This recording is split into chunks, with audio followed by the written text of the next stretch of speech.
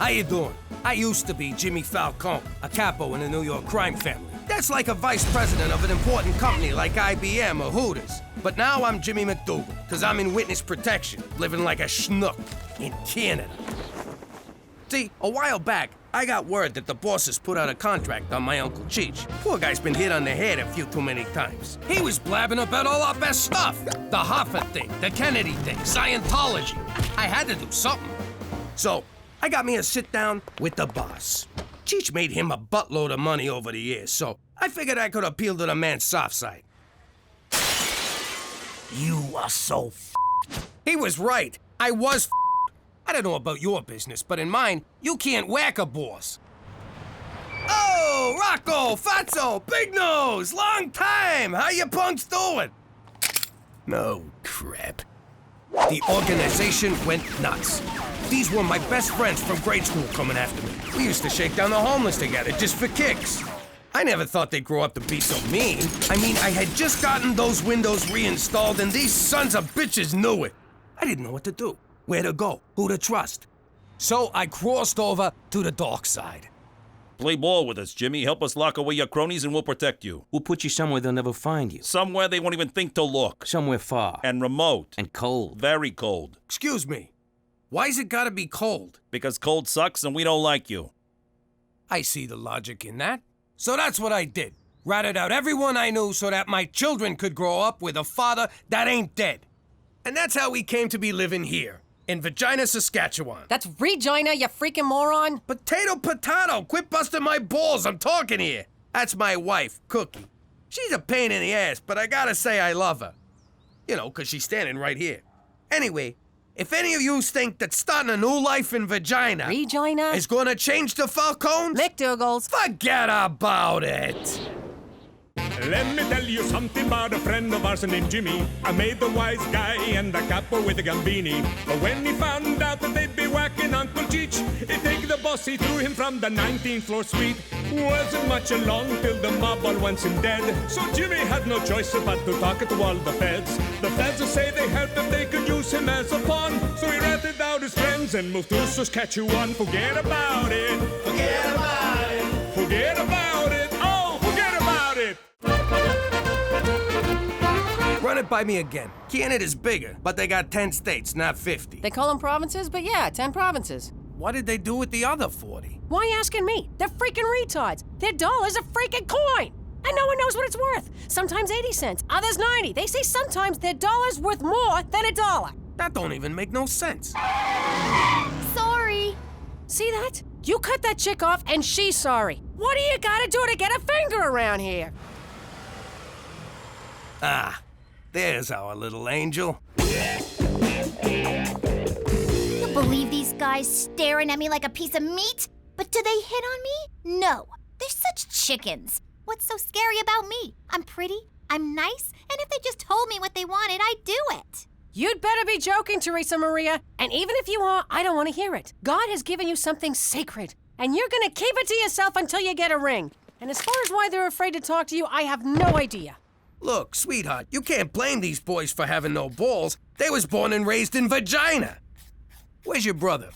Oh, there he is. Look at him, Jimmy. He's making friends. If I don't pass my English paper, I'm off the curling team. So you're gonna write it for me, McDougal. I'm sorry, Gus, but that's cheating. What do you think now, eh? Pretty sure it's still cheating. Afraid I can't let you do that, Jimmy. It'll bring too much attention upon yourself. But having a cop in a red suit up my ass 24/7 is gonna make me blend? Point taken. I'll bring it up at the next briefing.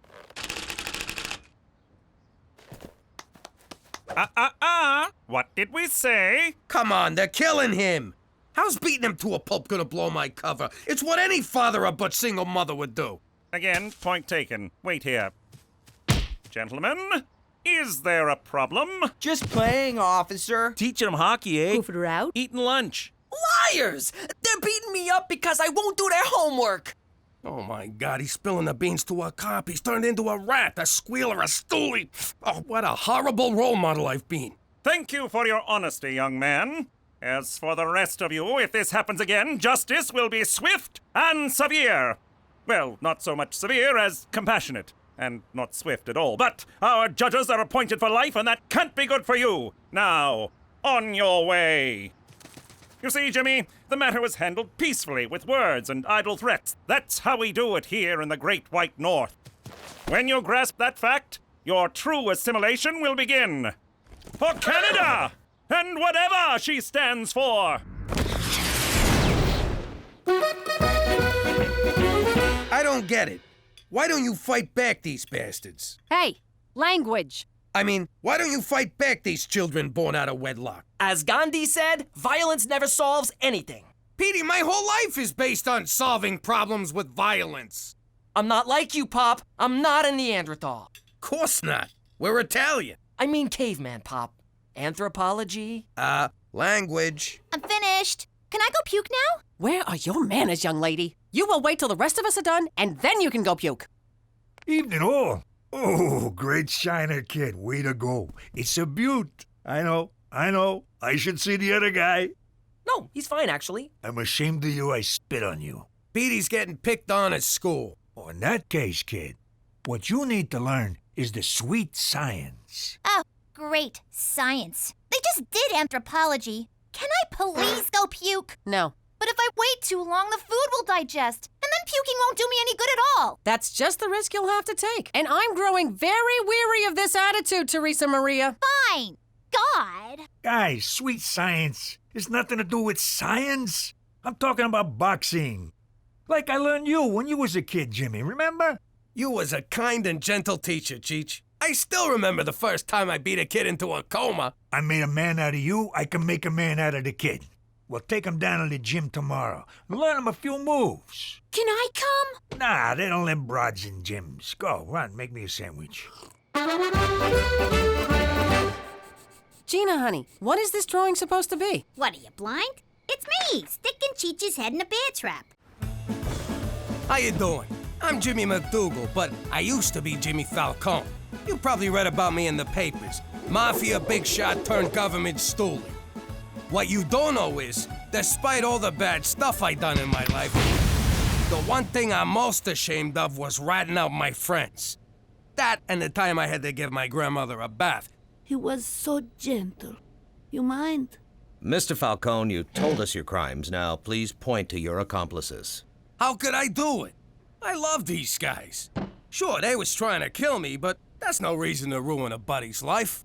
What was the question again? Enough stalling, Mr. Falcone. Either you testify and you and your family will receive protection, or you can all take your chances on the street. That's blackmail! Arrest that man! Final warning, Mr. Falcone. Fine. To keep my family safe, I'll do it. Here goes. Ready? I'm going to point now. Yes, I am. Can you feel the tension? You could cut it with a knife. Especially you, Tommy. Have it your way, Mr. Falcone. Perhaps your friends will give you a ride home. Okay! Him. Now get us to Arizona. Mr. Falcone, it may be best if you don't announce where we'll be hiding you. Yeah, that was dumb. Can't hide in Arizona now. How about Florida? Oh, my God. New Mexico. And that's how we came to be living here in Regina. Saskatchewan. But if any of you think a little cold weather's gonna get us down, forget about it. Let me tell you something about a friend of ours named Jimmy. I made the wise guy and the capo with the gambini. But when he found out that they'd be whacking Uncle Cheech, he'd take the boss, he threw him from the 19th floor suite. Wasn't much along till the mob all wants him dead. So Jimmy had no choice but to talk to all the feds. The feds say they helped him, they could use him as a pawn. So he ratted out his friends and moved to Saskatchewan. Forget about it. Forget about it. Forget about it. Oh, forget about it. Leave the sauce alone, Jimmy. Okay. Gina, do your homework. I already did it. I want to check it. Jimmy, leave the sauce alone. Okay. It's not due till Thursday. Today is Wednesday. Not due till Friday. Now you listen here, young lady. Mom, can I have $400? No, when I say do your homework, you do your homework. Not later, not after your show, but now. Jimmy, the sauce! Okay. I already handed it in. That's not fair. Why not? Because I said so. You did not hand it in, and leave leave the sauce alone! Okay. Mother, you catch more flies with honey than vinegar, and it's always best to lead by example. Observe. Gina, I already did my homework, and now I'm doing it a second time. Get out of town. Honest, homework can be fun. It can? For real? I hope she wets on you. Daddy, can I have $400? Okay. What the hell are you doing? Are you giving her money? I just said no. The kids always come to me after you say no. Why do I have to be the bad guy? Why can't you ever be the bad guy? Cook, we met when I robbed your father's liquor store. I'm always the bad guy. Oh, and then we got drunk on the stolen Sambuca. It was our first date. To this day, I don't know why your father don't like me. All right, Teresa, maybe I answered too quickly. Why do you want the money? Well, I was at the mall the other day, and I saw the cutest little cashmere dog. I would look so adorable with its little fluffy head peeking out of my little designer purse. I'd bend over to give it a little kiss, and everyone would look at me and just die. Honest to God, Cook, it's like Chinese to me. 3 times 10? Yes, that is boring.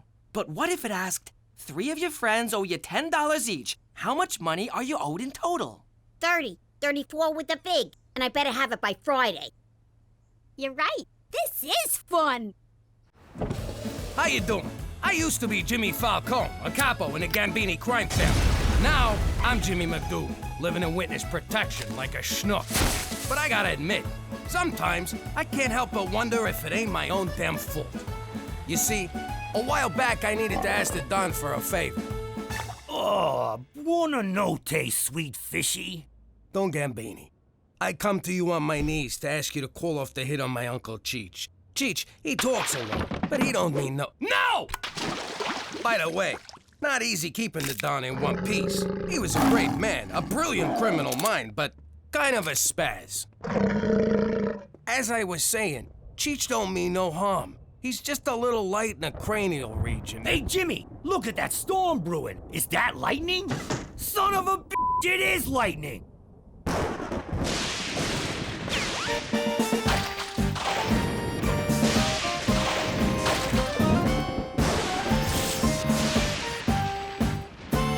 Jimmy, that better be a gun in your pocket. I beg your forgiveness, Don Gambini. But as I was saying, Godfather, my Uncle Cheech is a good man. Always been a good earner for you, and if you could only show him some mercy. Jimmy, you come to me on a good day. I received news today that my beautiful daughter Gina is to wed.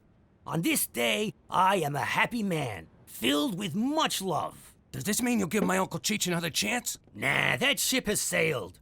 But what it means is that you may bring your family to the wedding. Especially that daughter of yours, that Teresa. What a piece of ass! So like I said, sometimes I can't help but wonder if it all ain't my own damn fault.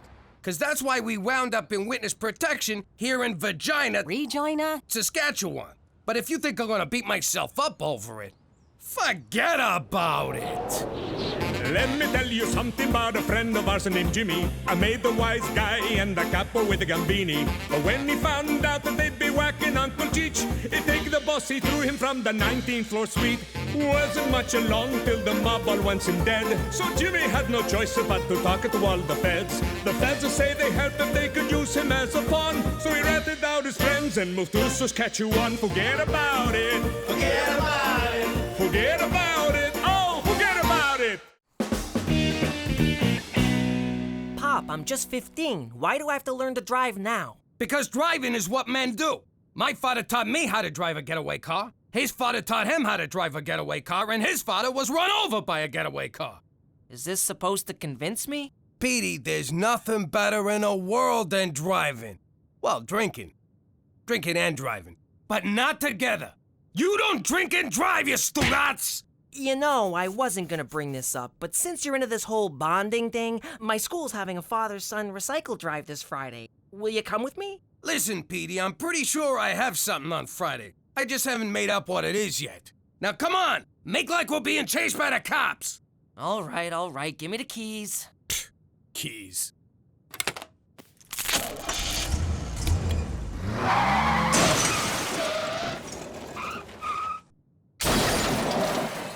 Okay, what we'll do now is called fleeing the scene of a crime. Drive, drive, drive!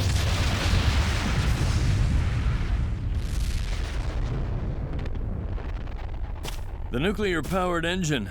Not my best idea. What do we do? This is a very delicate situation, son. Just follow my lead. Ow! Ow! My neck! My neck! Oh my God, Pop. That's Richard Wheaton, one of the richest men in the world. Really? In that case, my neck, my back, my knee! You're Richard Wheaton. Yes, I'm afraid I am. Computer genius, inventor, world-renowned wildlife photographer? I'm also a licensed manicurist. Few people know that. I'm Petey McDougal. This is such an honor. I saw you compete at the Winter X Games. You were awesome. I guess. If we live in a world where silver medals are considered awesome. Where I come from, it's still third place. This is Jimmy, my parent and/or guardian. Easy. I just been in a terrible wreck. You hit me. Okay, we'll call it even. Actually, I should thank you.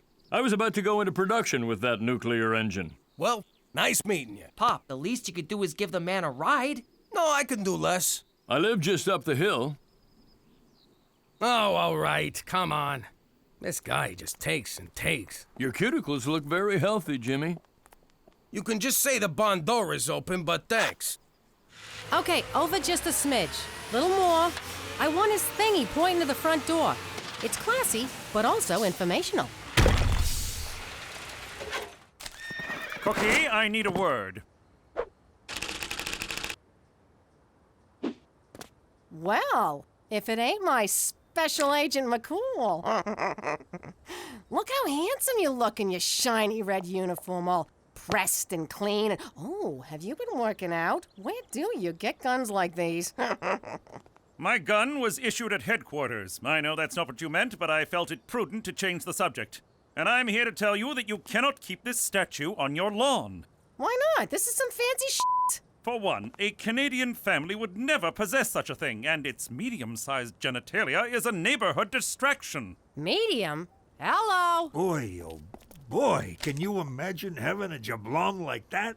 And no freaking arms to get at it? I mean, come on, McCool, guy to guy. If you were him, and you couldn't give it a little tug now and then, you'd want to kill yourself. But you couldn't, 'cause you got no arms.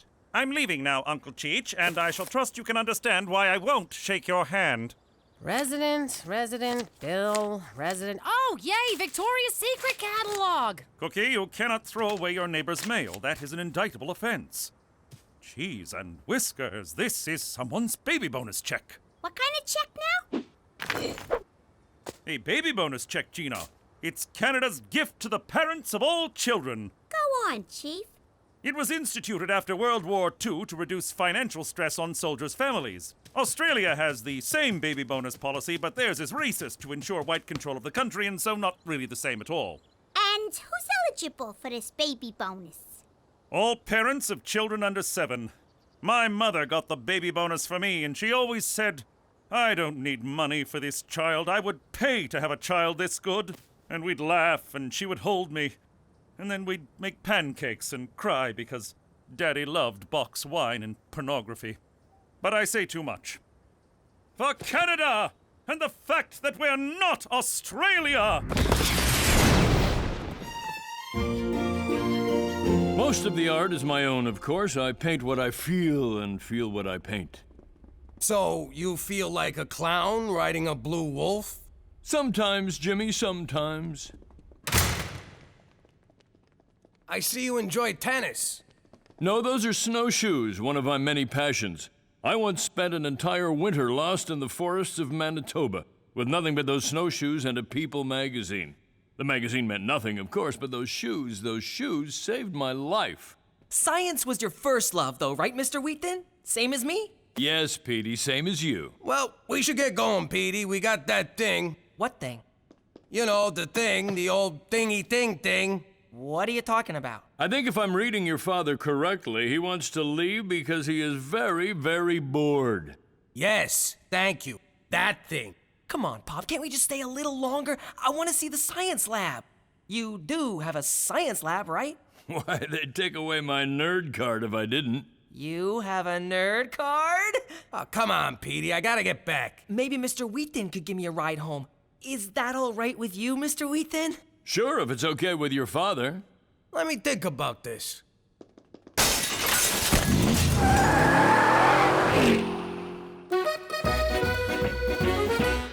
out of my bedroom. There's something you don't say very often. Have you ever thought about being a mother? I've had some scares. Why? How would you like to rip off the government and get something for nothing? Sounds like something I might be interested in. It's called the baby bonus. God, I'm not gonna have a baby. Have you seen what having a baby does to a female body? I mean, I love Mom, but look at her. You don't have to have a baby. All you have to do is pretend to be my mother and we get a government check every 2 weeks. What do you mean pretend? Like, acting? Yeah, like a movie star. I could do that, but I won't do nudity unless it's intrinsic to the character and tastefully done. So I'm thinking a 60-40 split. I get 65 because I came up with it. So you good with 30? How'd it go with Petey's driving? The kid's hopeless. I gotta ask you something, Cook. Be honest. Is he mine? Jimmy, sometimes I'm not even sure he's mine. So where is he? I left him out at some jillionaire's house in the country. Petey ran him off the road, so we drove him to his mansion, and it had all kinds of stuff the kid liked. Are you out of your mind? You left a teenage boy with some strange man you know nothing about, who has toys and gadgets to lure young boys to his compound? Well, when you put it like that, it sounds bad. Mom, Dad, I can drive! It's so easy! Watch!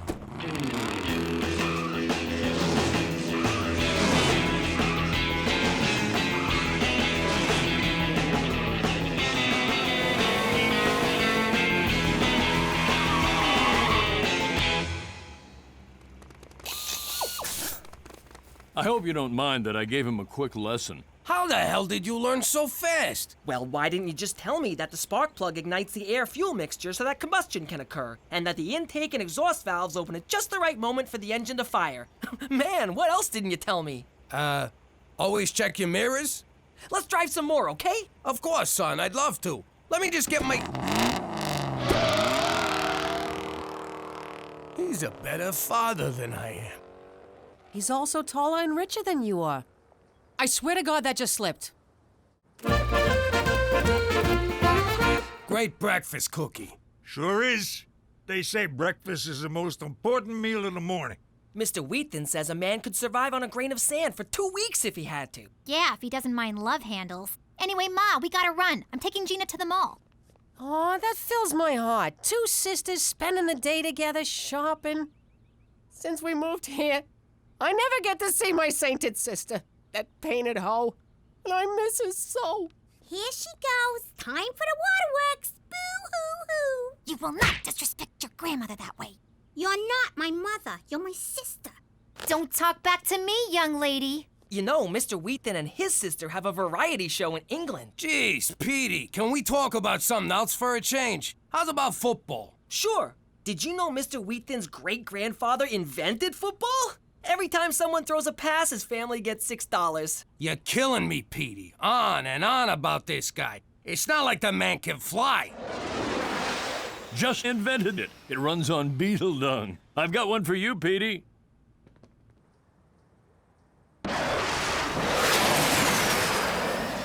That's the gayest thing I ever seen in my life. And I watch Glee.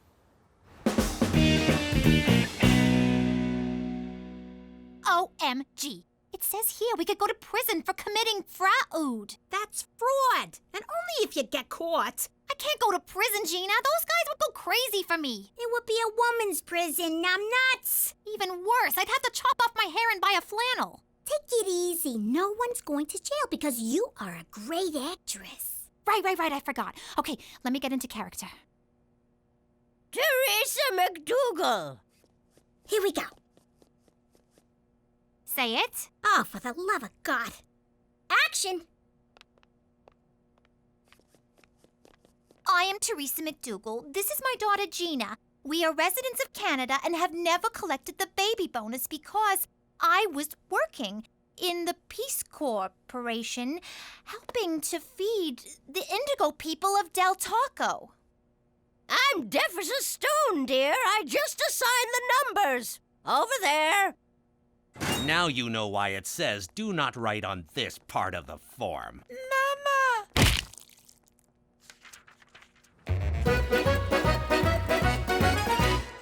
Jimmy, are you okay? It looks like there was a hit in here. There wasn't, was there? Nah, come on, Cook. What do you think I am, an animal? I only whack people in the garage. So what's going on? You only make sauce when you're upset. Ah, Cookie, I'm like an open book to you. It's like you open a book and go, geez, there's Jimmy in a book. What is it, big man?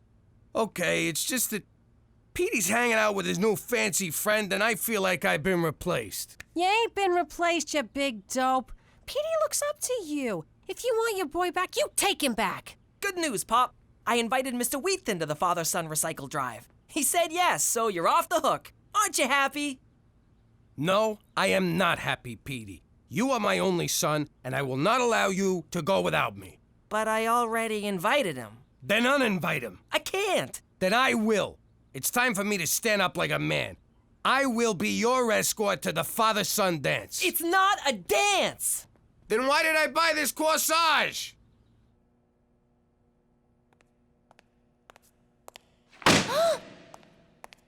You comfortable?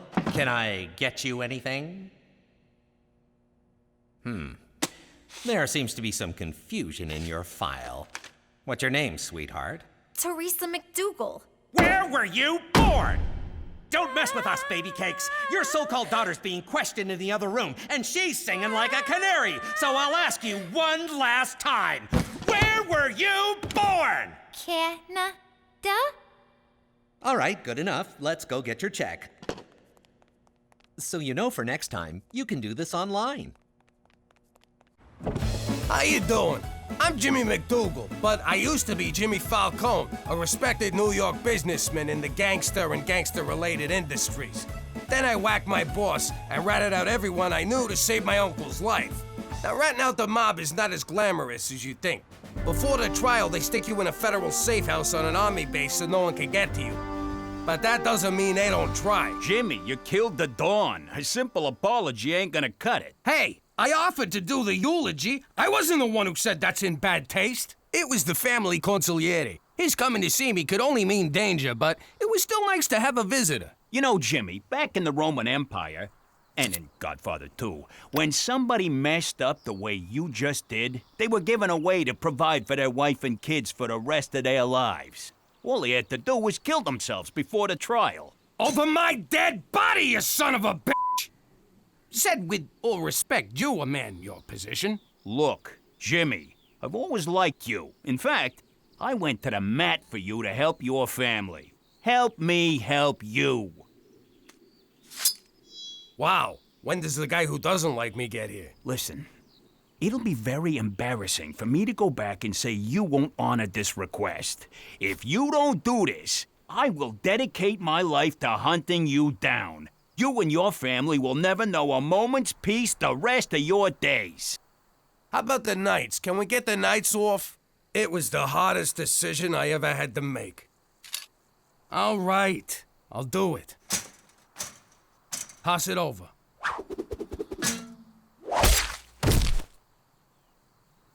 Turns out, it was an easier decision than I thought. So, here I am with my wife and kids alive and well in Regina, Saskatchewan. But if you don't think that's pretty much the same as being dead, forget about it.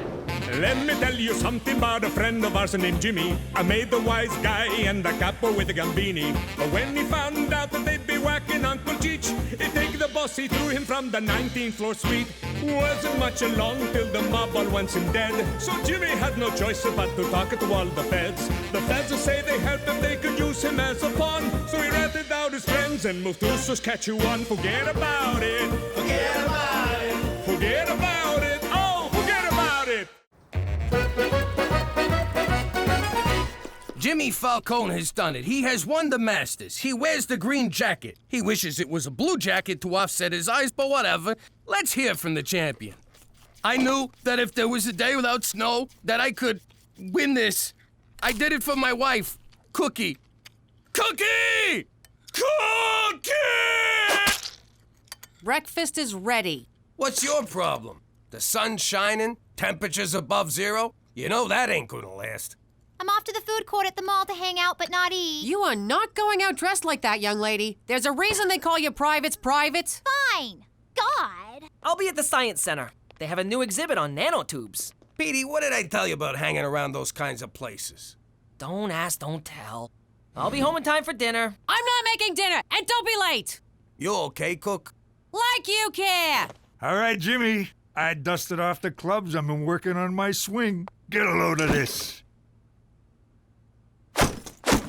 Who's handicapped now, you son of a bitch? Save it for the course, Cheech. Tea time's in 20, and no way I'm gonna be late. Oh, sure, go have your fun. I'll just stay here and do what I did yesterday, and the day before, and the day before that. Nothing. All right, well, try to find some time for yourself. Don't you get it? I'm bored out of my mind. I can't talk to my friends, my sister. There's no good shopping. I'm going crazy here. Well, you gotta do something. Find a hobby, like I got golf, or get a job. One of those will shut you up. But what am I supposed to do? I ain't worked since we got married. What about back when we was kids that summer in Atlantic City? You had a job then, and you were very respected in the community. You mean a fortune teller's assistant? Yeah, working for Madam Scamia. Oh, I love that job. That cute little kiosk on the boardwalk, all those scarves you got to wear, talking European, not having to shave. Those were good times. So why don't we open your own shop here in Virginia? Oh, I couldn't. I don't have the gift. Madam Scamia, she had the gift. She could see things years into the future. She was a special, special lady with a God-given talent. We could fake it. I could do that. Then it's settled. We'll dip into the nest egg, find you a nice place, and get you all set up. But first, I ain't missing this gorgeous weather. Come on, Cheech, let's hit the links. You know what, baby? Your needs come first. Okay, Teresa, you're at reception. You distract the clients. Gina, you pick their pockets and get their info. Cheech is on sound. Jimmy, your lights and smoke machine. All right, let's do a practice run. Teresa, you be the customer. Hello, I'm the customer. I would like to know my fortune. Madam Cookie will tell you what she sees. Please, sit. Testing. Testing. I am the ghost of the dead person that you know. Not yet, Cheech. Just the mood music to start. And don't say testing. Down a notch on the smoke machine, Jimmy.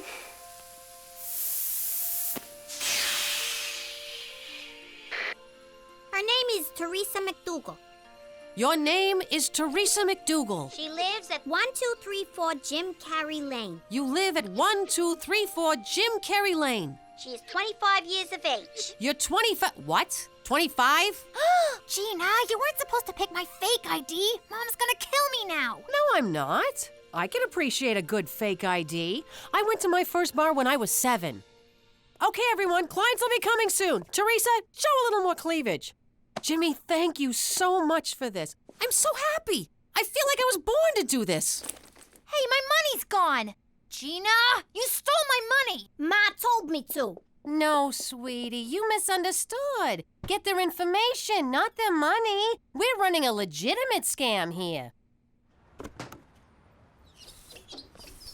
Can you believe it? I thought she was totally gonna read me out about my fake ID. Yeah, and I thought she was gonna make me give you back your money. I know, right?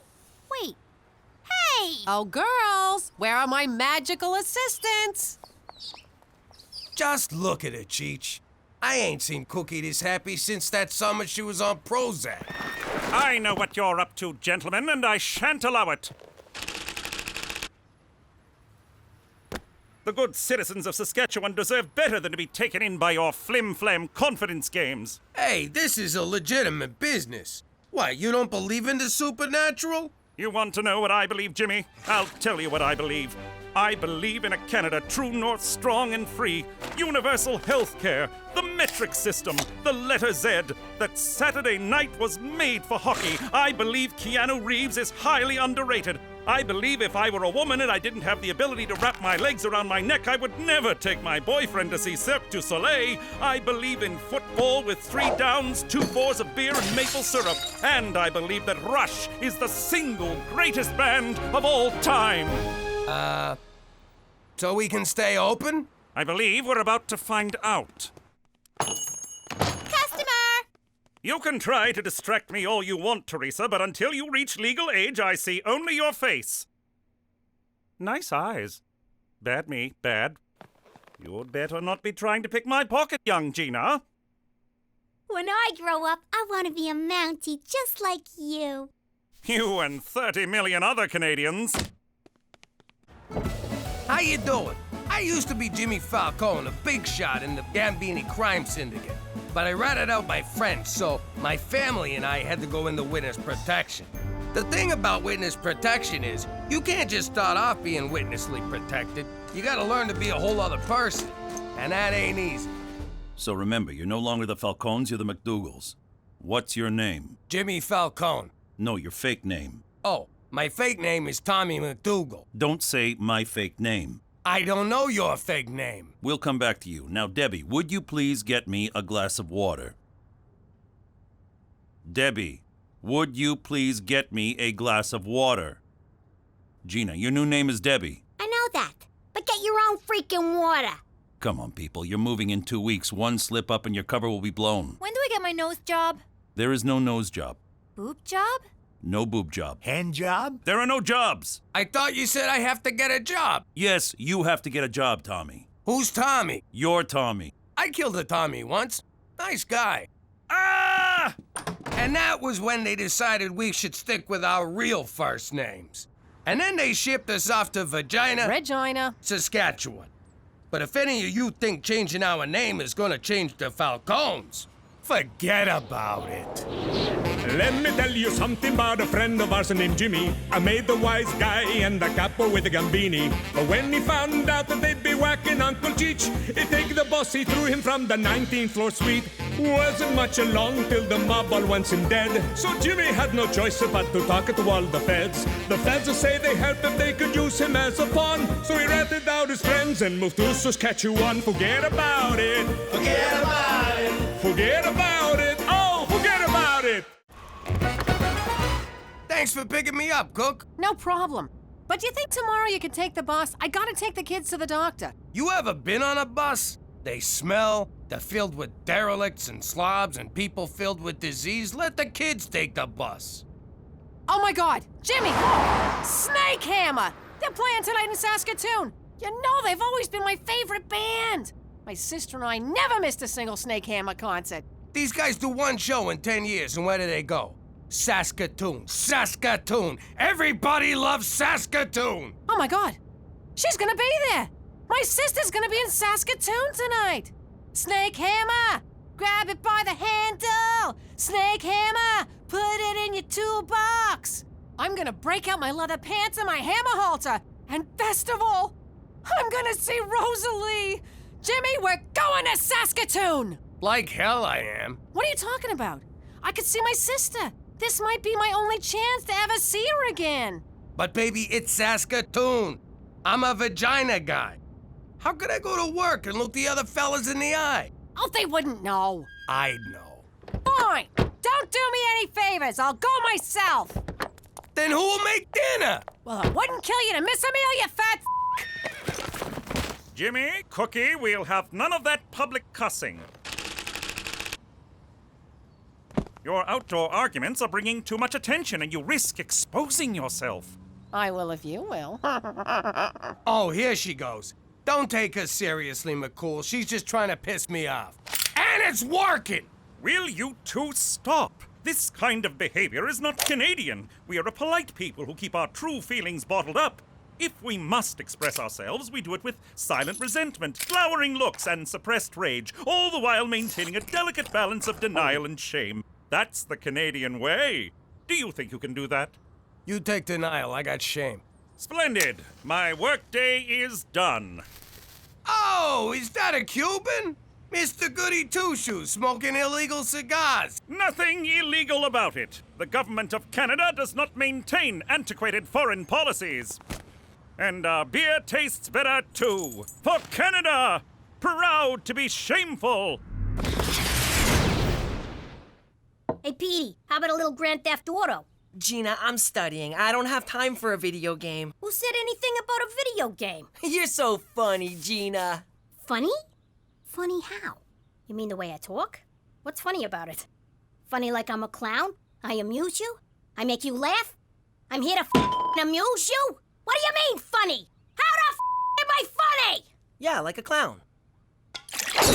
Now that's funny. How you doing? I used to be Jimmy Falcone, a big shot in the New York crime family. Now I'm in witness protection in Canada. But I'll never forget that day I was forced to leave the only home I've ever known. Cookie, kids! Get your butts in gear! Let's get this vacation started! Canada awaits! Daddy, just because we're going overseas doesn't make this a vacation. I ain't denying it. I was in denial. I couldn't face the fact that I was leaving everyone I ever loved and taking my wife and kids with me. Isn't this fun? A family road trip. Who's up for another round of window uppy downy? Up, down, up, down. Whoa. Up, He down. always knows what it's gonna do. All right. You'll be under RCMP protection from here on. Off you go. It's cool. Welcome to Canada. Bienvenue. Come along. I have blankets and whiskey for all of you. This will warm your cockles. If it's gonna warm my cockles, I'll need a bigger blanket. I'm Special Agent Straight McCool. My mission is to help you assimilate, keep a low profile, and ensure you don't violate our nation's laws. I'm sorry. Violate what? What a spirited group. I loved this assignment the minute I was given it. Let the protection begin. Hop in. You gotta be shitting me. And then they took us to this crazy place called Regina, Saskatchewan. But if any of yous are thinking about a vacation up here, forget about it. Let me tell you something about a friend of ours named Jimmy. I made the wise guy and the capo with a gambini. But when he found out that they'd be whacking Uncle Cheech, he'd take the boss, he threw him from the 19th floor suite. Wasn't much along till the mob all wants him dead. So Jimmy had no choice but to talk to all the feds. The feds say they helped if they could use him as a pawn. So he ratted out his friends and moved to Saskatchewan. Forget about it. Forget about it. Forget about it. Oh, forget about it. And in New York City, home of the Jews, the body of mobster Paul Vincenzo was pulled from the Hudson River. Foul play is suspected. Hey, look! Paulie the target got whacked. I can't believe it. He was always so careful. I wonder who did it. I'm guessing Vinny April did it. The Hudson's always been his go-to. Nah, look at the bruises on his face. Must have been Benny the Bruiser. My money's on Timmy Sissy Bum. That guy'll you up. 2 1s! Holy craps! Snake Eyes! It was my cousin Sammy. That's the worst nickname ever. No, it's my cousin, Sammy. Sammy. That's even worse. Your nephew, Nimrod. Snake Eyes Sammy. The guy's in trouble. If we can figure out he did it, so can Paulie's crew. Which means he's about to get whacked. I gotta save him. He's always about to get whacked. He's a good boy. You know, I still can't believe you stole Cookie from him. Whoa, I didn't steal no one. He was sent to juvie, and Cookie needed a shoulder to cry on. All I did was show up with a hanky and a salami. You was so sweet, you big lug. You repoed my heart. And you stole mine. And then I stole you that necklace. So, I hereby announce my candidacy for Student Council President. What's your platform? My platform? Thanks for asking, concerned student. If you elect me, I will ban all corporate sponsorship from school grounds. Let's send the message that young minds are not for sale. Who's with me? That was painful to watch. What I have to say is important. I just can't get anyone to listen. Oh, little brother, you're so lame. The key to drawing a crowd isn't what you say, it's what you show. Fans Thanks for coming to my brother's president thingy. We love you! And I have loved a ton of you. So I want you all to vote for my brother on the day you're supposed to vote, whenever that is. The issues. Tell them the issues. First off, more corporate sponsorship. It's no more corporate sponsorship. Oh, it's just one word. It doesn't matter. More bullying. It's no more bullying. You have to add the word no. Okay. No more funding for music and the arts.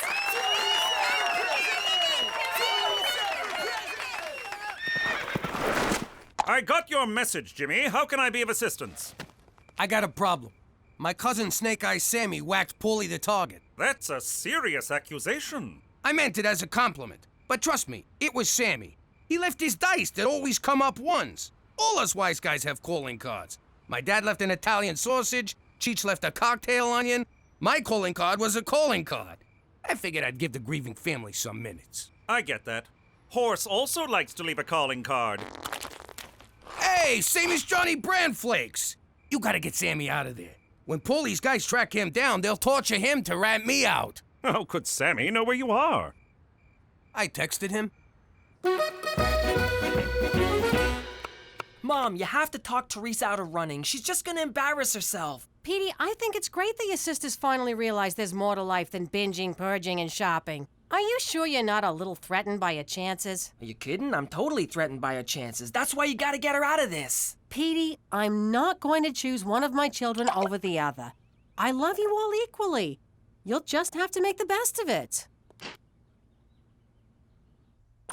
Don't say I never do you any favors. I never say you don't do me any favors. Your whole job is doing me favors. I know, I just wanted a good entrance line. Hey, cuz, guess who? Sammy! Ho-ho! Hey, everyone, Sammy's here. I'll leave you two to your embrace. But remember, Jimmy, you vouched for him, so you're responsible for him. Hey, how you doing? How's it going? How was your trip, cuz? A breeze. Canadian cops are so freaking friendly. Which reminds me, I got presents for all of yous. Cheech, you son of a gun. Petey, you's getting so big. Teresa, holy moly. You must be the little squirt. And Cookie, I'm sorry I dropped your present in a squad car, but may I say, you look like $1 million. You're so full of it. Keep it coming. Wait a sec. Is that pasta for Joel that I'm smelling? Your favorite? Welcome to Regina. Stun gun? Just what I always wanted. I'm a huge fan of your work, Cousin Snake Eyes. I can't wait to learn from the master. Ah! How you doing? I'm Jimmy McDougal, formerly Jimmy Falcone. I used to be a big shot in the New York Mafia until I turned rat to keep from being whacked. It wasn't easy turning on my old friends, but them turning on me first made it a little easier. But the hardest thing I ever had to do was to tell my family we had to go into witness protection. So, guys, I got something important to say. You know how all my friends are trying to kill me? Yes, Daddy. It's all you ever talk about. You really shouldn't bring your work home with you. Well, I was thinking, to fix the problem, maybe we should leave town. What? I hate you. But I'm Class Capo. We love it here. No freaking way. For once, I agree with your idiot uncle. No freaking way! Okay, let's move. And that's how we came to be living here in Regina, Saskatchewan. But if you think it's going to keep this family from sticking together, forget about it. Let me tell you something about a friend of ours named Jimmy. I made the wise guy and the capo with the gambini. But when he found out that they'd be whacking Uncle Cheech, he'd take the boss, he threw him from the 19th floor suite. Wasn't much along till the mob all wants him dead. So Jimmy had no choice but to talk to all the feds. The feds will say they help if they could use him as a pawn. So he ratted out his friends and moved to Saskatchewan. Forget about it. Forget about it. Forget about it. Oh, forget about it. Okay, you, Elephant Man, your pony didn't come in. You're into me for 500. Dollface, you done all right. You got 3 big ones coming. This ain't been your week, Randy. Your no-show put you in the hole for 10 large, and I want something now. This just ain't satisfying. But in for a penny, in for a pound. I see.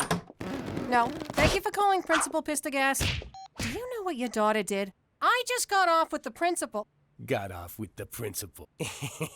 This is serious. Gina's suspended for a week. Apparently, she's been selling candy to other kids, which is forbidden on school property. Look, I'm sure she has a good reason. It was probably just to make money. Hey, Ma, guess what? I was sent home early for good behavior. Oh, and how do you plan to explain the rest of the week, young lady? Busted. Damn straight you busted. Your principal called. No TV for a week. Pistagast!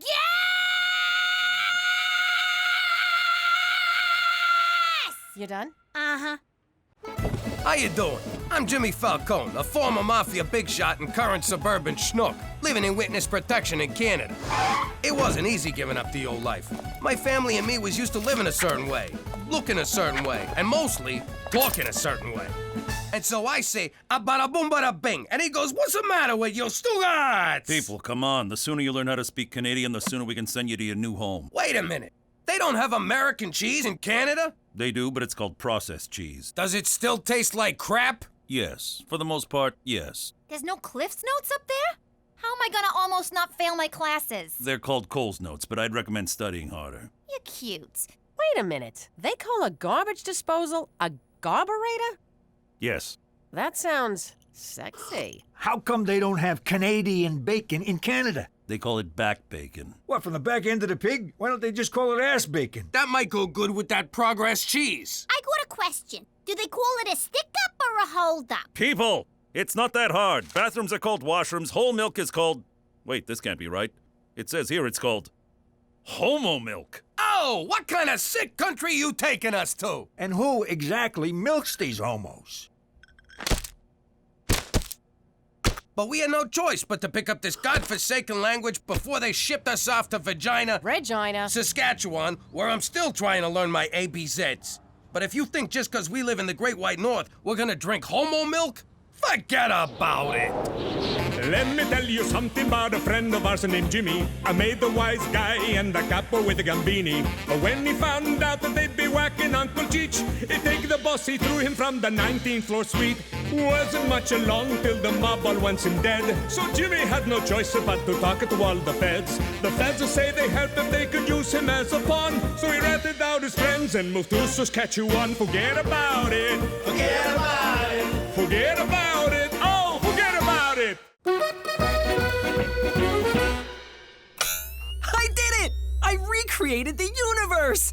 All those Friday nights spent honing my math skills and letting my limbs atrophy have paid off! Time to discover once and for all the true nature of our world! Oh my God, my shoes! Stop! Your shoes aren't in there, they're on your feet. I know, but this is where they sleep. Besides, with no shoes in it, what's so important about a stupid box? Because inside this box is an exact replica of all existence. One glance and I will unravel the mysteries of creation and discover the true meaning of life. Yeah, fine, whatever. Just put it back in my room when you're done. And now, the moment of truth. Wheel over, Stephen Hawking.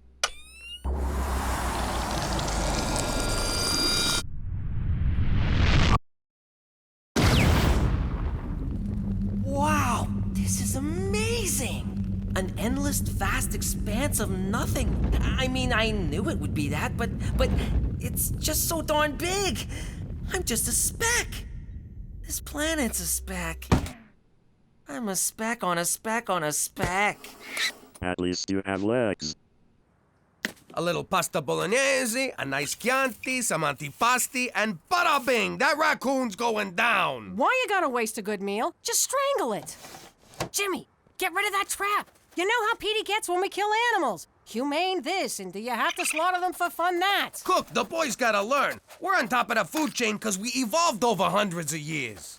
Before you say anything, kid, I'm telling you this vermin has it coming. Don't go eating my geraniums, buddy. I'm a man and I kill things. What do I care if one little raccoon dies when the universe is endless, human endeavor pointless, and life meaningless?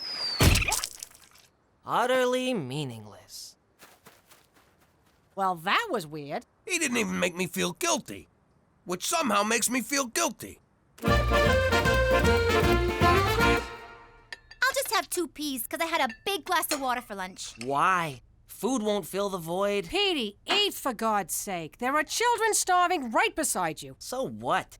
We're all just mites of dust with no reason to live. Whoa, whoa, whoa, no reason to live? What about the fat payday of a trifecta? That's worth living for. A Fendi bag and store credit? Scratching a real itchy body part. And have you ever seen the tanned backside of a hot Brazilian... nut! I was gonna say nut! How about your family? Aren't we worth living for? And you better say yes or I'll kill you. Promise. May God have mercy on your soul, Peter Frampton Falcone. Nice try, but there is no God. What? I've seen the universe, Mother, and it's a never-ending desert of nothing. God has left the building. Well, if he's leaving, I should be allowed to leave. Do I have to finish my pee? I know I just did. Oh, wait. There we go.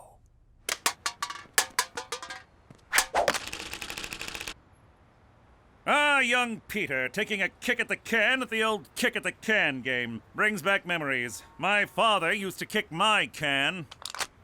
Now, don't forget to recycle this. Why bother? They're just a bunch of random molecules. Ah, nihilism. Existentialism's ugly cousin. But I defend your rights to your beliefs, so all I can say is recycle or pay a fine. For Canada, where every day is Earth Day.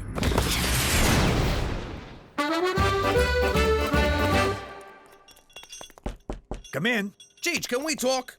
I'm worried about Petey. I don't know what's wrong with him, and I don't know what's wrong with me for suddenly caring what's wrong with him. Jimmy, I tell you this every time you worry about the kid. You get him drunk, you get him laid, he'll find the meaning of life. I'm not sure that's good parenting, Cheech. You remember your first time? Sure.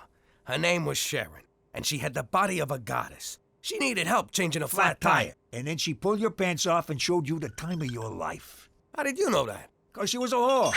Ah, not whore slut. Whore prostitute. What? Your dad paid her.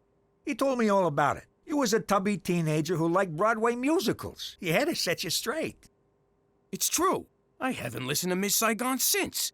I can't believe this, Cheech. I mean, I think about that day with Sharon a lot. I mean, a lot. Like just last night with Cookie. And it's not just the sex, but how I wooed her, how I won her. It gave me the confidence to do so many other things. Jeez, Jimmy, you're not gonna... Father, how could you betray me so? Sharon, how could you not let me know? One more note, and I swear to God I'll put you out of your misery.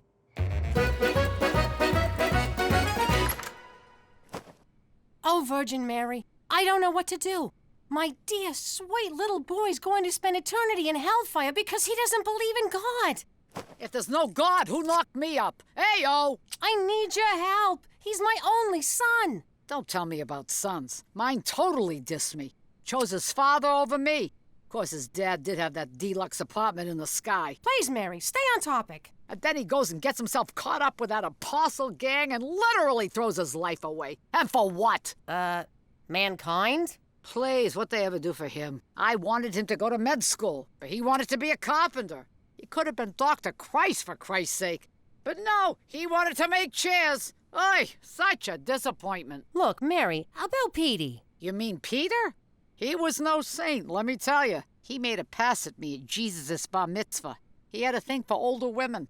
Not many people know this, but I am the original MILF. I'm talking about my boy, Petey. How do I get him to start believing in God again? All right. Here's what you do. Tell the kid to pray for something. I'll call the ex and make it happen. You do that for me? Oh, thank you so much. No problem. I got nothing going today except lending my image to a piece of toast in Newark. Then I'm wide open. Come on, everybody. Time for church. Jesus Christ, Jimmy, I've been in Canada for 6 months. I got nothing to confess. As you know, I will not be joining you to worship your tin god. Fine by me. Hey, if he don't gotta go, why do I gotta go? We gotta get everybody out of the house. Petey don't know it, but I hired him a girl and she'll be here any minute. But you were so upset that your father did it for you. Yeah, but I got to thinking about it in the shower and I came around. Church is for suckers. No, it's fun. I love going into the confessional and making the priests blush. I like going in and punching them in the bojangles. But not every week. Good Good evening. My name is Peter McDougal. At least it is now. I have also been called a geek, a nerd, a geeky nerd, a nerdy geek, and a geeky nerd. But for most of my life, I've been known as Petey Falcone, son of Jimmy Falcone, one of New York's most notorious mobsters. But despite what you may have read about my father, he's actually been a very loving man who would do anything for his family. Strike three, you're out! Home run! But then one day, the mob turned against him, as mobsters are prone to do. And they didn't care if they got any of us in the process. But he protected his family and heroically helped convict some of the most horrible men in the country, all of whom were at my communion. And that's how we wound up here, in witness protection in Regina, Saskatchewan. And if any of you think this story wasn't just one humongous rationalization, forget about it!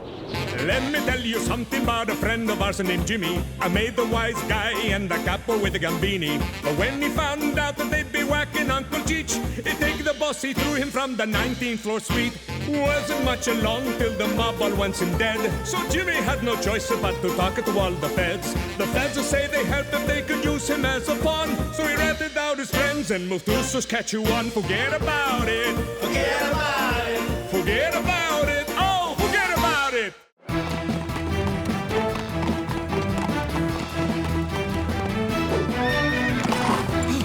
I got here as soon as I could, Jimmy.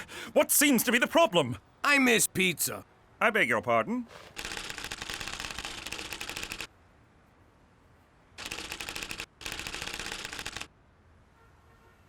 You made it sound like an emergency. It is. See, I'm in this weekly poker game, and the guys order these pies, like ketchup on cardboard, and not the good kind. So I was shooting my mouth off and promised to show them real pizza. So I'm kind of committed. You should be committed. And where do you intend to get these pies? That's the beauty part. I know this place back home, best pizza outside of Italy. And they promise delivery in 30 minutes, so they're free. So odds are we won't even have to pay. I'm sorry, no. Such an order may tip off your enemies. As for poker, need I remind you of the pitfalls of gambling? Aw, man, don't you do anything for fun? I absolutely do. I fish, I hunt, I read, I enjoy the occasional menage a trois, I dabble in embroidery and crochet, but what I don't do is gamble. $100 says you do. All right. I know your secrets. It's time you learned one of mine. Whoa! I don't want to know who you manage a trois with. Imagine, if you will, a young McCool, aimless, directionless, muscleless, and then he discovered the wager. At first it was just harmless games of gin rummy for a penny a point, but soon that wasn't enough. It had to be a quarter, $1, 100, nor did it matter what the game was. Cards, dice, ponies, pigs! Why do you look like a hippie if it was the 90s? Stay on topic, Jimmy. Never in my life had I felt such a rush. I was hooked. I'd go on week-long binges and forget to feed horse. I put my sainted mother in a home and lost her rent money at the track. I turned my back on almost everyone I cared about, and they me. And I was about to lose the only one I had left. Don't go. Without you, I have no one. You're right. I'll never bet again. I know I've said this before, but this time I mean it. Yes, really. And that was the moment I vowed to put my life together. The moment I decided to be a Mountie. And I have not wagered a penny since. I just got one question. What kind of landlord lets you keep a horse in your apartment? Indeed. For Canada and flashbacks that remain relevant to the storyline. Isn't it a glorious day in Regina? The sun is shining, the snow is melting. One can look out and see endless miles of wheat and wheat. What's up with you? Petey's got a girlfriend. Shut up! Oh, a girlfriend. Tell me about her. Her name's Rita. They kissed in the parking lot behind Mrs. McGeevy's car. Shut up! Ow! Don't ever tell me to shut up. Hello? Yes, Petey's here. Who may I say is calling? Oh, Rita! Petey speaks so highly of you. Mother, no! He speaks highly of us, too. Oh, get the f*** out of here! Mom! Ow! What was that for? Don't ever hit my big brother. You little squirt. Okay. Thanks, Gina. That was really... $2. What? $2. Okay. Which one's the button again? Ah, there it is. Hey, how you doing? I'm Chief Falcone. Well, McDougal. I got the alias in witness protection because of my nephew Jimmy. I don't like it, but I had no choice. So there's a contract out on me. Big deal. I mean, maybe I spilled a few secrets to anyone who listened, but there's a lot of other secrets I'd never tell a soul. Like the fact that we faked the moon landing. We were the ones that shot Dick Cheney's friend in the face. And we took the weapons of mass distraction out of Iraq. Someone got the memo wrong, but still, us. So, anyway, my nephew's gonna straighten things out with Don Gambini, whose first name, oddly enough, is Don. So, if he wanted, he could call himself Don Don, which I would do. I mean, how cool would that be? Cheech don't mean no harm. He's just a little light in the cranial region. I got nothing to worry about. Jimmy'll get me off the hook. Maron! Don Don's a pancake. Then the mob tried to kill us. Jimmy ratted everyone out to the feds, and we wound up in Regina. Vagina? No, wait, you were right. But if you think that's gonna stop me from shooting my mouth off, you can just... What is it? I forget what it is. Forget about it. That's the one. Let me tell you something about a friend of ours named Jimmy. I made the wise guy and the capo with the Gambini. But when he found out that they'd be whacking Uncle Cheech, he'd take the boss, he threw him from the 19th floor suite. Wasn't much along till the mob all wants him dead. So Jimmy had no choice but to talk to all the feds. The feds will say they help if they could use him as a pawn. So he ratted out his friends and moved to Saskatchewan. Forget about it. Forget about it. Forget about it. Oh, forget about it. 1, 2, 3, 4. I declare a thumb war. Yeah. Okay, 12-0. Hey, Ma, I just saw Petey upstairs with one of them magazines where nobody's got no clothes on. What? Peter Frampton McDougal, you stop right now! No son of mine is washing with the devil's hand soap. All right, that worked. She's gone. Listen up, I got a line on something big. Really? Sounds big. First things first, every time I hatch a scheme, you two gavones cut me out. Not this time. Either I'm in all the way, or I keep this to myself. Isn't she cute? Playing hardball like her old man. Okay, it's a deal, sweetie. All right. You know Al Capone, eh? Only the architect of modern crime. I love his work. Truly an inspiration. Well, he ran a bootlegging operation from a town near here. He dug all these tunnels to hide from the cops, and that's where his famous secret vault is. You kidding me? What's this town called? Moose Jaw. Look, Gina, there's no town called Moose Jaw. It's just a crazy made-up name, like Albuquerque. What do you know? The kid's onto something. There's one thing I don't get. What's that? Fractions, Jimmy. I never understood fractions.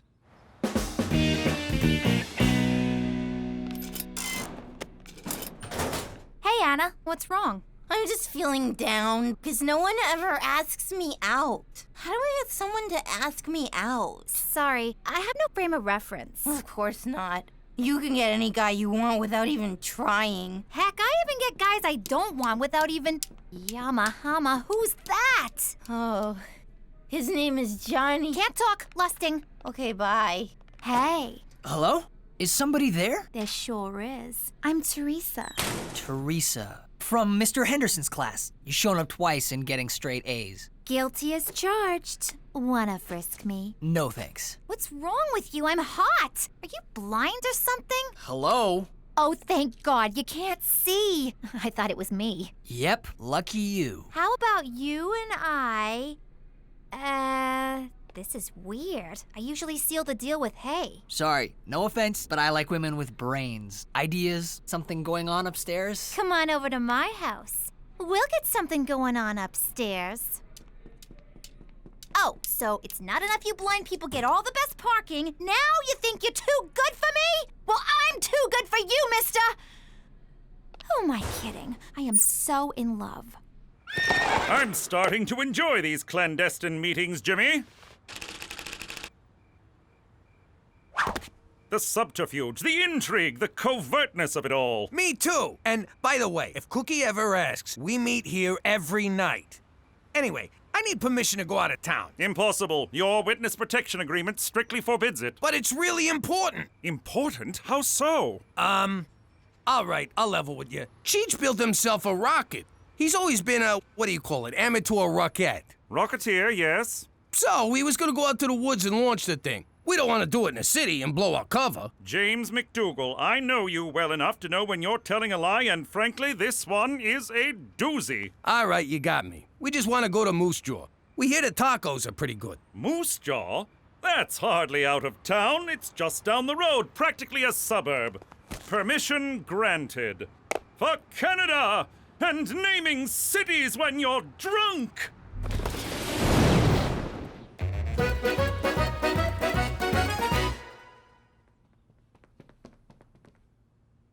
What are you doing? I'm in love with the blind guy, so I'm trying to learn sign language. But it's useless. I should just forget about him. He only dates smart girls. I faked a lot of things in my life, but never smarts.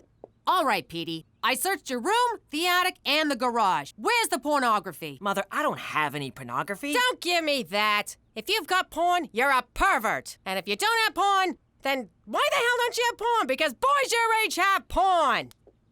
That's not to say I don't know my way around a woman's body. Ew.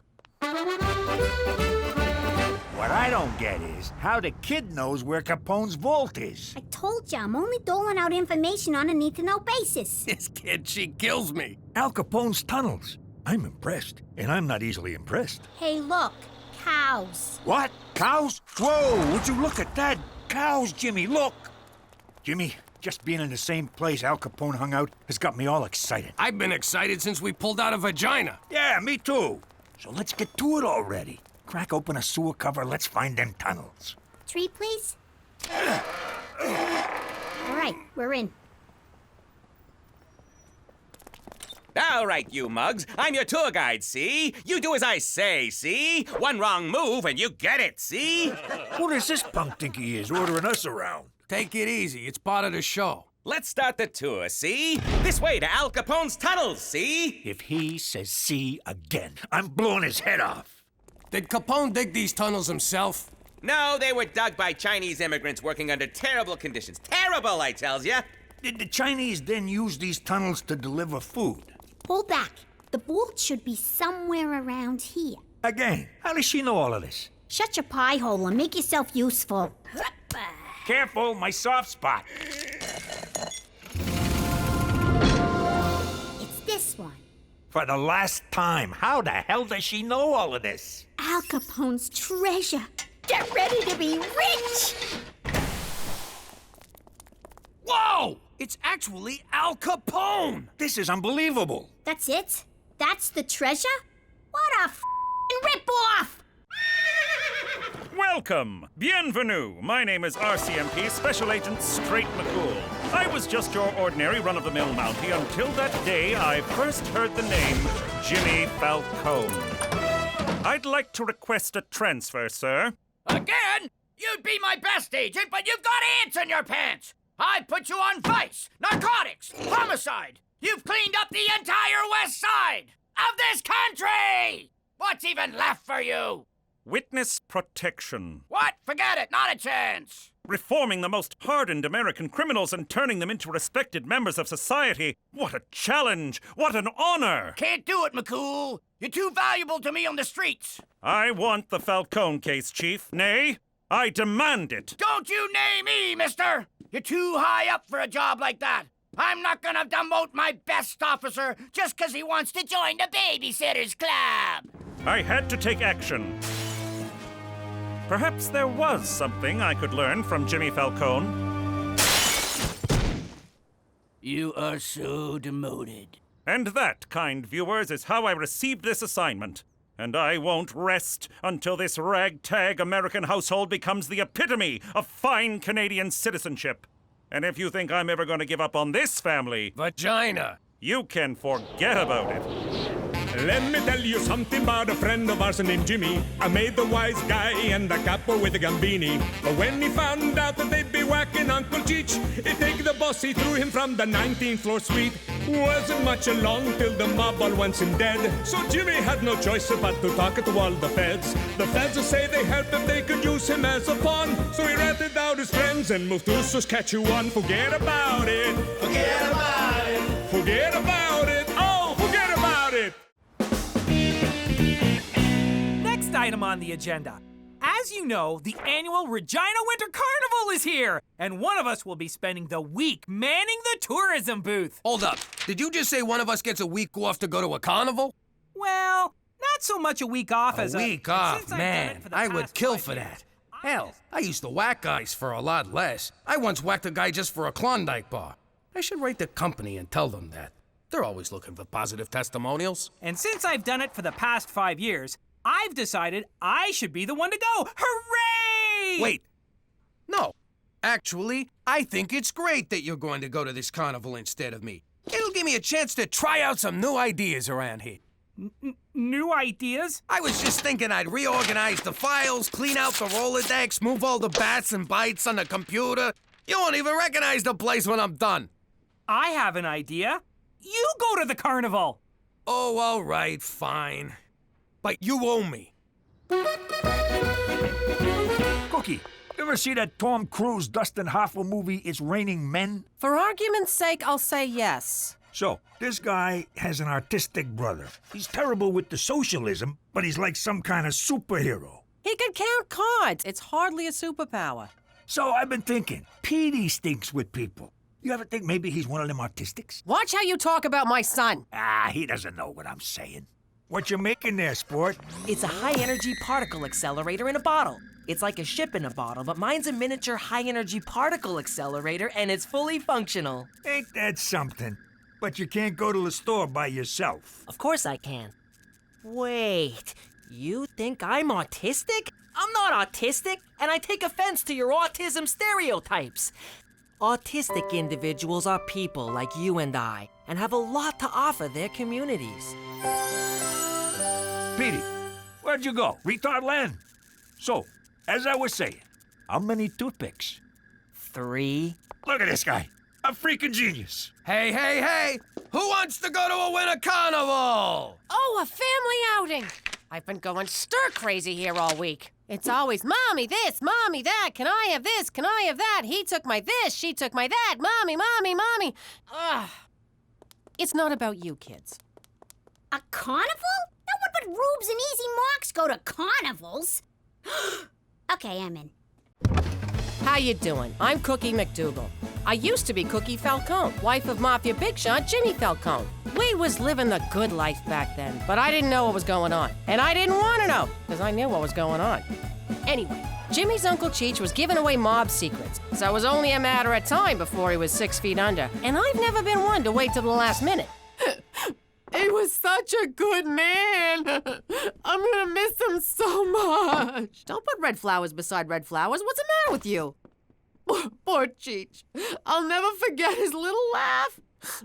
What are you doing? You can't put food next to a dead body. Get it out of here. Oh, Cheech, Cheech, Cheech. Wait, get back here. Give me a crab cake. Oh, it's dry. Cook, I got news. I know, Jimmy. It wasn't your fault. You did everything you could, but Don Gambini is an unbending man. He bent when he hit the pavement, I'll tell you that. These crab cakes are dry. Hey, who died? Holy crap! Cheech, you're alive! I'm so happy! Jimmy, you got the Don to call off the hit? Well, yes and no. Mostly no. See, I threw the Don out a window, everyone wants to whack me, so we're moving to Canada. And that's how we wound up living here in Regina, Saskatchewan. But if you think living here is gonna change us, you can go f yourself. Forget about it. She meant to say forget about it. Let me tell you something about a friend of ours named Jimmy. I made the wise guy and the capo with the gambini. But when he found out that they'd be whacking Uncle Cheech, he'd take the boss, he threw him from the 19th floor suite. Wasn't much along till the mob all wants him dead. So Jimmy had no choice but to talk to all the feds. The feds say they helped if they could use him as a pawn. So he ratted out his friends and moved to Saskatchewan. Forget about it. Forget about it. Forget about it. Oh, forget about it.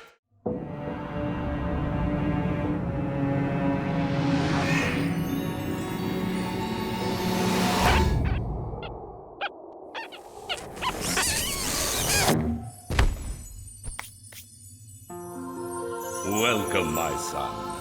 How you doing? I'm Jimmy Falcone. Jimmy Falcone. Jimmy Falcone. I'm just kidding. You're not on the list. You're so not on the list. Maybe this'll change your mind. Jimmy, you've done terrible things in your life. Murder, assault, trying to bribe your way into heaven. Okay, try Jimmy McDougal. I don't think so. Are you all right? Do you need some water? We'll give you water. Sparkling or holy?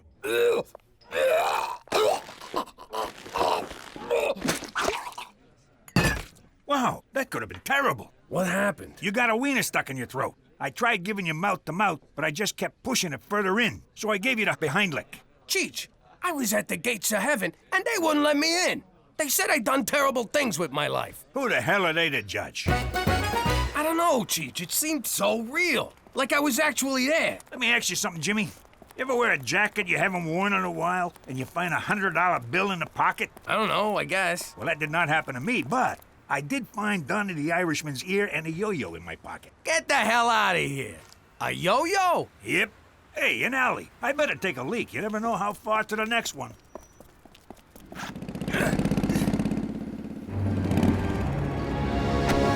We would like to buy some marijuana, please. All right, let's see the money. You just took our money. You calling me a thief? Let's beat the crap out of him. What's taking him so long? Cheech, come on, let's go.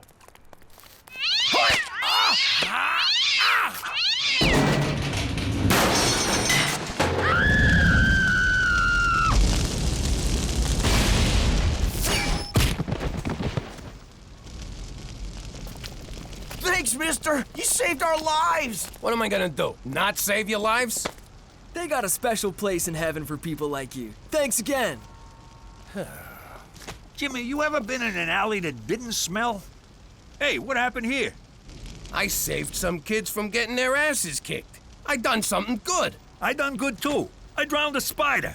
Look at that. All that reefer going up in smoke. Hey, we're like those two stoners from the movies, Cheech and Jimmy. I guess we ought to tie these guys up. You got a rope? Yeah, in my Boy Scout survival bag. They let you in? They told me the cutoff was 35.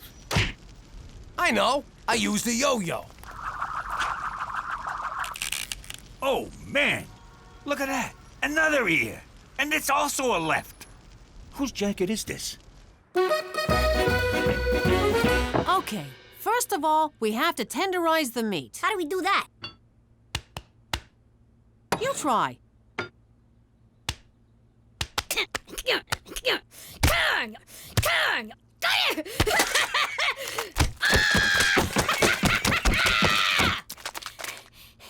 Now what? We order a pizza. And a therapist. How you doing? I'm Gina Falcone. You can put a gun to my head, but I ain't calling myself McDougal. How you doing? I used to be Jimmy Falcone, a capo in a New York crime family. Now I'm Jimmy McDougal, living like a schnook in Canada. Now, gangstering wasn't exactly your safest line of work. Got the twos? Go sleep with the fish.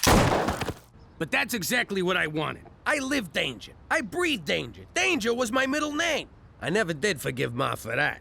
Don Gambini, we did as you asked. The charge is set. Pretty soon, poor Bobby is going to be little Bobby Chunks. But if I may inquire, what exactly did tall Bobby do? He didn't show respect, Jimmy. It always felt like he was looking down at me. You too? I never did like that guy. Good riddance. In exactly 10, 9. Cheech, when you were under tall Bobby's car, why didn't you set the charge? I did, just like you said. See? You were supposed to leave it under his car! You know, it's a wonder I lasted as long as I did. But just because I'm in witness protection now doesn't mean I don't still face danger. Because if you think minus 55 in January ain't real danger, forget about it! Let me tell you something about a friend of ours named Jimmy. I made the wise guy and the capo with the gambini. But when he found out that they'd be whacking Uncle Cheech, he'd take the boss, he threw him from the 19th floor suite. Wasn't much along till the mob all wants him dead. So Jimmy had no choice but to talk to all the feds. The feds say they help if they could use him as a pawn. So he ratted out his friends and moved to Saskatchewan. Forget about it. Forget about it. Forget about it. Oh, forget about it. Jimmy, may I speak to you for a moment? Yeah, 1 sec. I just gotta beat this level. Oh! Ha ha ha! All right, this better be good. Human Resources can't find your high school diploma on file. I hate to be a bother, but can I get you to send it over again? Tell him to look harder. Actually, I was being polite. Truth is, you still haven't submitted one. So now you need a diploma to sit at a desk and not work all day? Uh-huh. Only the best and brightest for Regina tourism. What if I don't got no diploma? You're such a kidder, Jimmy. Only losers don't finish high school. And did those losers beat you up before they dropped out? Yeah. Jimmy, I don't understand. Why didn't you complete high school? The mob wasn't big on book smarts. I mean, look what they did to Don Poindexter. Allow me to quote Einstein. So, can you take care of it or not? Well, yes, it would take just a few simple keystrokes to enter a high school diploma into your file. Great, see you later. But I won't do it. Why not? Jimmy, I can't deprive you of this invaluable learning opportunity. Sure you can. Go ahead, deprive me. I was looking for something to give up for Lent anyway. Jimmy, education is the very cornerstone of society. What kind of friend would I be if I took that experience away from you? The kind I don't want to whack in the face with a 2x4? Oh, how I envy you. Jimmy, you are about to embark on a voyage across the sea of knowledge, a sea peppered with islands of information, archipelagos of insight, and atolls of wisdom. You are one lucky bastard. Right back at you, minus the lucky part. See? You're already doing math. For Canada, where you don't need to play football to afford college.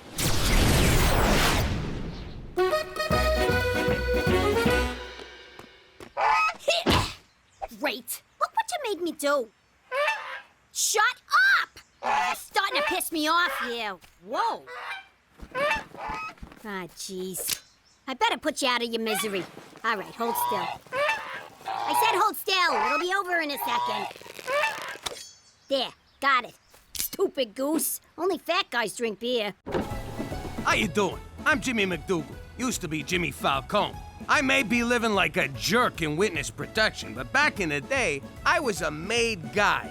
I was the head of a crew and no one could touch me. Basically, I had it made. It's a funny story how that happened. This one night, they told me to keep Don Gambini away from his house because his wife was throwing him a surprise birthday party. Everyone's acting all weird and secretive, Jimmy. I'm telling you, something's going on. If I screwed up the surprise, his wife would kill me. Literally. She was built like a lumberjack and she was real good with an axe. Anyway, I shall get going. We just got here, boss. At least finish your drink. Hey, look!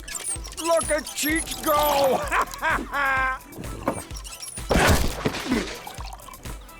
I could swear I just finished that. The thing about the Don was he got jumpy when he drank too much. Who did that? Unplug you, you rat! But I got him home in time, just like I was supposed to.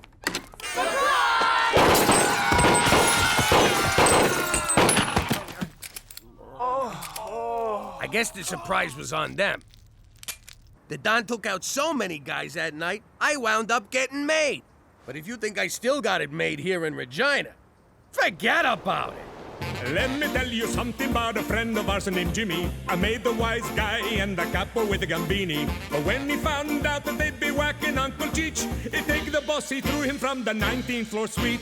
Wasn't much along till the mob all wants him dead. So Jimmy had no choice but to talk to all the feds. The feds say they help if they could use him as a pawn. So he ratted out his friends and moved to Saskatchewan. Forget about it. Forget about it. Forget about it. Oh, forget about it. Mwah! Oh, someone's in a good mood. What can I say? The sun's up, the sky's blue, and me and Cheech are going to the track. My money's on third and the fifth. Who the hell names a horse third anyway? Isn't there something you want to say to me, Jimmy? What's for breakfast? No, something else. Oh, right, you got your hair done. Looks good. No, I didn't, you moron. You got no idea what I'm talking about, do you? Have a nice freaking day at the track. I hope a horse craps on you. Me too. It's good luck. You get the feeling Cookie was mad? What are you talking about? She said have a nice freaking day at the track, didn't she? Get a load of this. McCool's bringing me flowers. Don't be silly, Jimmy. These aren't for you, they're for Cookie. Hold up there, Kimosabi. You want to explain why you're bringing my wife flowers? And believe me, there's no right answer to that question. Jimmy, your sense of humor is like a fresh breeze off the Canadian Rockies. Do I look like I'm joking? Seriously, tell me, because I can't see my own face. What a card you are, Jimmy. These are for Cookie's birthday. Oh, crap! Listen, you gotta help me out. Give me those flowers. Certainly not. I cultivated, picked, and arranged these myself. Well, would you look at that? Special Agent McCool remembered what Mr. What's for Breakfast over here forgot. Thank you, McCool. You are most welcome. Many happy returns, Cookie. For Canada, where no one forgets your birthday. Unless his name's Jimmy McDougal. Whoa, Cook, you got it all wrong. I know it's your birthday. I got a big surprise planned for you. Is that so? Well, I'm calling you bluff. Give me those. You're not pulling together some crappy gift at the last minute. Cook, I got a surprise planned like you wouldn't believe. Prepare to have your mind blown. Yeah? Well, prepare to never get blown again. I know a load of bullshit when I hear it. Jimmy, if we're not going to the track, can you let me out?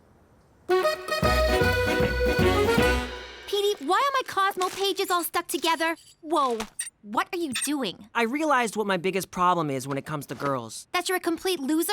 No, not that. The problem is I don't know how to break the ice. So, I built a robot to do it for me. You sure that's a good idea? Last time you built one, it didn't work out so well. First rule of Robot Fight Club, build a robot. Second rule of Robot Fight Club, program that robot to fight.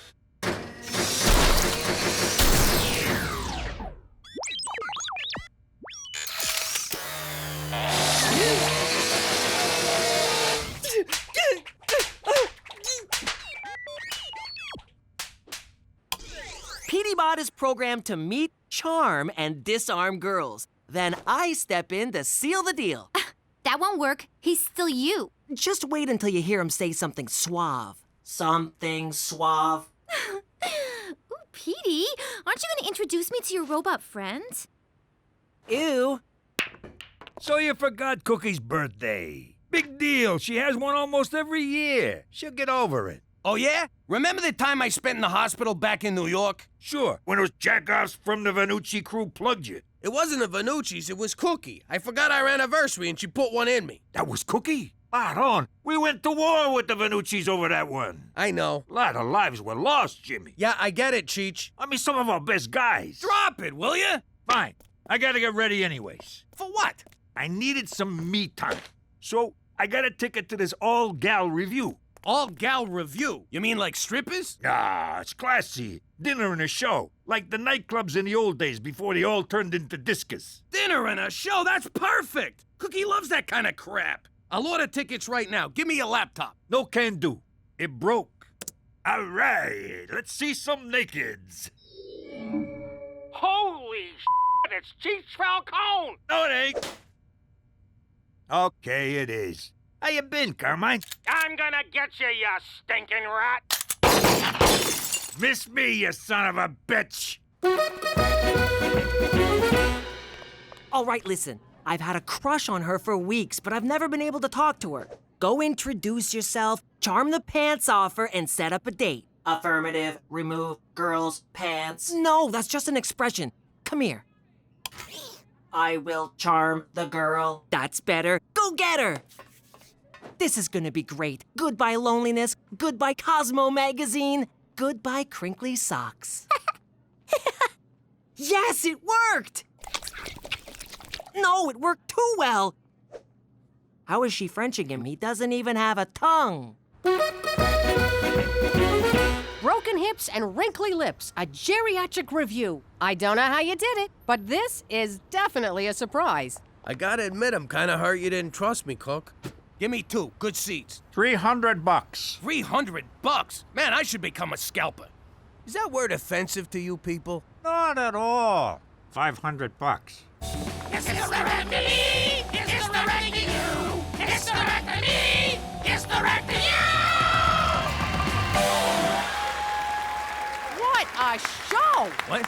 Huh? Oh, yeah! Bravo! I loved it. Especially that one song, Hot Flash Dance. I like the number where they fell and couldn't get up. It really spoke to me. Let's go backstage, Jimmy. I want to get an autograph. You coming? Nah, I'm gonna head home and see what I can do with the hole I blew in my laptop. If there's a tie on my door, don't come in. This job must be so much fun. When I was a kid, I wanted to be on Broadway. When I was a kid, I wanted to extort the unions on Broadway. Jimmy? Are you Jimmy Falcone? What? No, you got the wrong guy. I don't know no Jimmy Falcone. Ah, crap, you been recognized. Go call McCool. All right, if it comes down to it and you got a whacker, get me an autograph first. Listen, lady, if I was you, I'd have a senior moment and forget you ever saw me. It's me, kid. It's you? You who? Me, your pop, Sal Falcone. Listen, you sick maniac, my pop is dead. And I'm not Jimmy Falcone. Drop the act, Jimmy. I know you're in witness protection. Don't worry. I'm not gonna rat out my own son. I hate to break it to you, Looney Tunes, but my father was a man. Not anymore, I ain't. Come here, kid. So, it's probably wrong that I have a boner right now, isn't it? Look, lady, I got no idea who you are, but there's no freaking way you're Jimmy's father. Yeah, my pop disappeared when I was 13. We all figured the Tortellini family offed him. And I hate to keep harping on this, but he wasn't abroad. I swear on the eyes of my only son, which is you, that I used to be Sal Falcone. Okay, Sal Falcone. What was my mother's name? Apollonia Maria Teresa Falcone. Lucky guess. What about her maiden name? Bacino. Not bad. Okay, so when was I born? A little too soon after the wedding, if you know what I mean. This is crazy! Are you an actual woman or just dressed up like one? Let me explain. Jimmy, I loved your mother. She was a beautiful woman. But deep down, I always felt like a broad trapped inside a man's body. Of course, the mob don't look too kindly on that kind of thing. I had to be careful. It was starting to affect my work. I couldn't stop. I started taking stupid risks. I knew if I got caught, my friends would whack me.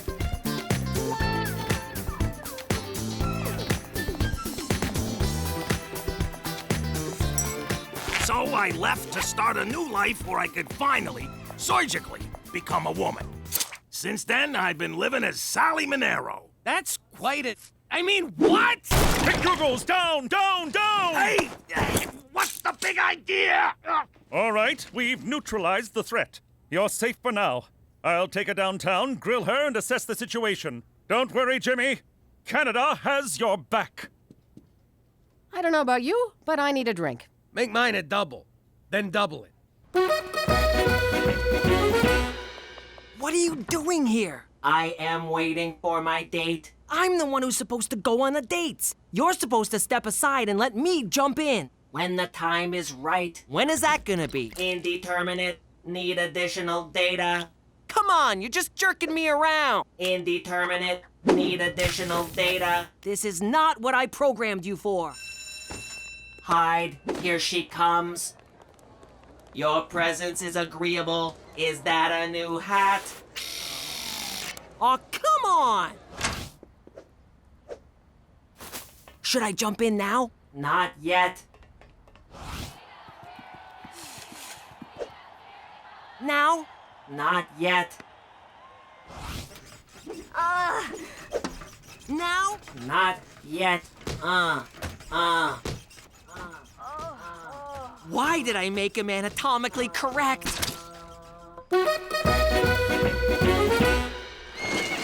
So, what did she say? Good news, Jimmy. There's absolutely no risk of her informing on you. In fact, she's in more danger from the mob than you are. You merely broke a blood oath that you swore on your life to uphold. She turned into a lady. They hate that. Don't be that way, Jimmy. She's a delightful person with a wonderful sense of humor and a sparkling personality. Don't get any ideas, big guy. So now what? Do you make her disappear or do I? Disappear? Au contraire, I suggest you spend some time with her before she leaves town. I, too, lost my father at a young age, and not a day goes by I don't wish for a chance to speak to him again. To say, Father, Why do you care more about huffing gasoline and chasing Thai ladyboys than you do your own son? But alas, I cannot. This is a gift, Jimmy. Open it. I think I'll just return it for store credit. Family is for life. All sales are final. For Canada, where it's not gay to be with a transgender.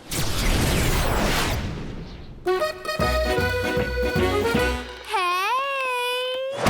It's 4:15 and you're drunk? I had some soup at lunch and it was so good. And then a bunch of my friends were having soup and then I just got crazy. Crazy. That soup is so f***ing good. You know your robot is nailing anything that moves at school. What? He broke up with Sheila, then started seeing Jenna, and broke up with her and saw Anna for a while, and now he's fooling around with Kelly. Dude is a player. You should get in on that action. I'm gonna hurl. Listen, Buster, I programmed you to get me a girlfriend, not to bang every girl in school. According to PDBot's calculations, the only chance of you having a girlfriend is if PDBot has one for you. That's insane! What can I say? Players gonna play, haters gonna hate. Yo. Hey,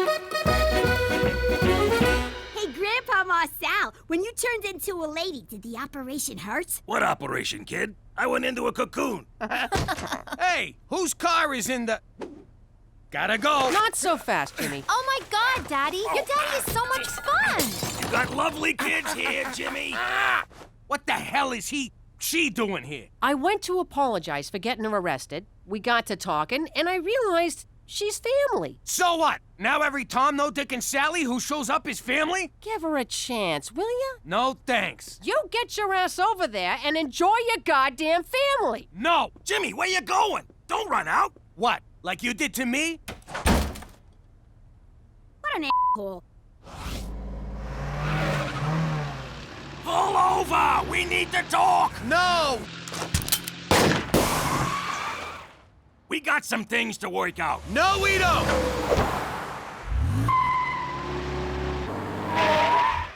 Come on, kid, we gotta deal with this! I don't gotta do nothing!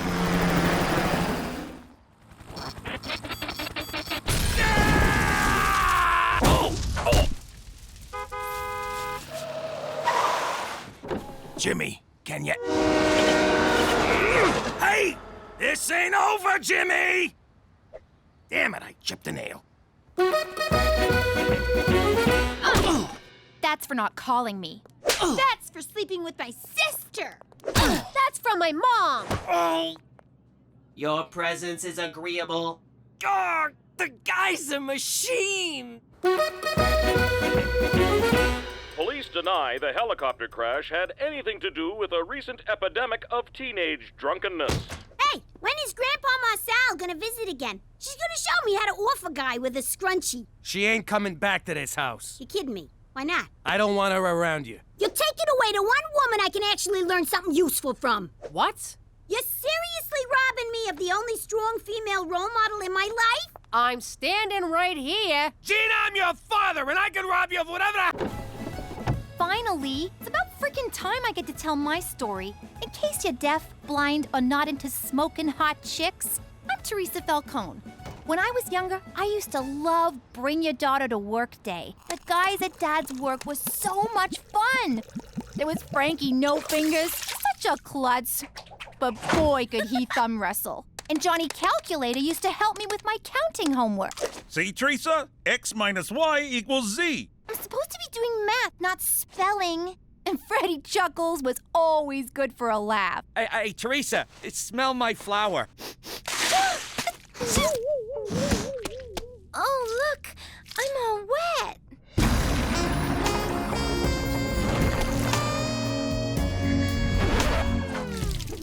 Teresa, get in the car.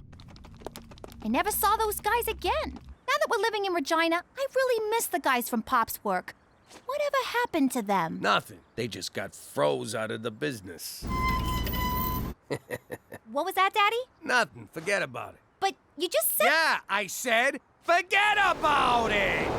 Let me tell you something about a friend of ours named Jimmy. I made the wise guy and the capo with the gambini. But when he found out that they'd be whacking whacking Uncle Cheech. It take the boss, he threw him from the 19th floor suite. Wasn't much along till the mob all wants him dead. So Jimmy had no choice but to talk to all the feds. The feds say they helped if they could use him as a pawn. So he ratted out his friends and moved to Saskatchewan. Forget about it. Forget about it. Forget about it. Oh, forget about it.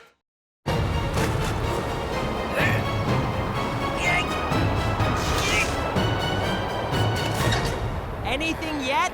Little more? All right, that's perfect. Gangster TV. All gangsters, all the time. Good job, kid. Now get down here. But be careful, it's slippery. What's all the racket? Yeah, I can barely hear myself think. What was I thinking about? Oh, yeah, boobs. Everybody, get in here. I'm gonna be on TV. You're gonna be on TV? It's like I'm living with John Stamos over here. I never been on TV before, unless they were calling me a possible suspect. Or alleged perpetrator. It made me so proud. How you doing? I'm Jimmy Falcone, former New York capo.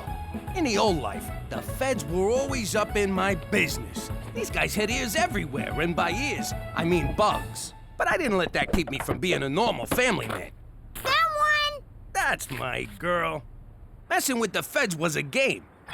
I got the fat bastard right here, and I'm gonna chop off his legs and feed him to the dogs. On the ground, now! Ha ha, gotcha. Oh, good one, Jimmy. I'd offer you guys a turkey sandwich, but f*** you. If it was real important, we talk in code. But that came with its own problems. Cheech, I need you to pick up the magic potion from the Maharaja and take it to the wizard. And make sure you look into his crystal ball. Capiche? Capiche. By magic potion, you mean the 8 keys of heroin, right? On the ground, now! Now that I'm in witness protection living in Canada, I don't ever gotta worry about bugs again. Forget about it. Let me tell you something about a friend of ours named Jimmy. I made the wise guy and the capo with a gambini. But when he found out that they'd be whacking Uncle Cheech, it take the boss, he threw him from the 19th floor suite. Wasn't much along till the mob all wants him dead. So Jimmy had no choice but to talk to all the feds. The feds say they helped if they could use him as a pawn. So he ratted out his friends and moved to Saskatchewan. Forget about it. Forget about it. Forget about it. Oh, forget about it. Cookie, that was superb. You're a regular George Foreman in the kitchen. Thanks, Jimmy. And now for the knockout. Cannoli. James McDougal. Who's asking? Angus McTavish. Don't ring a bell. Do I know you? No, lad, but our ancestors fought on the moors for 3 centuries. This weekend, you and I pay tribute to their bravery at the Regina Highland Games. Speaking the English? I'm throwing down the gauntlet, laddie. See you at the caber toss. Go, McTavish! Who was that? Some Australian lunatic in a skirt. I'm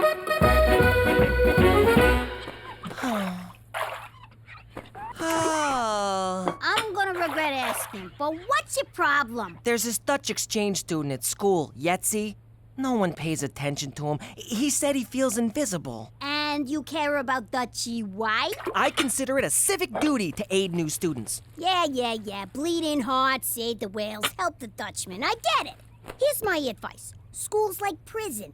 He wants a rep? Tell him to kick someone's ass. Gina, not every problem can be solved through violence. I'm not helping you with the dishes no more. You got it? Okay. See, Petey? I had a problem and violence solved it. Want me to demonstrate again? No. How you doing? I'm Jimmy Falcone, alias McDougal. Before I moved to the not-so-great White North, I was a capo in the mob. Crime's been in my family for generations. It all started with my grandpops, Giuseppe. He was a shoemaker in the old country. Real handsome devil. Anyway, one day the village don asked him to make a pair of shoes. The don believed shoe size was a reflection of his manhood. His size 4 manhood.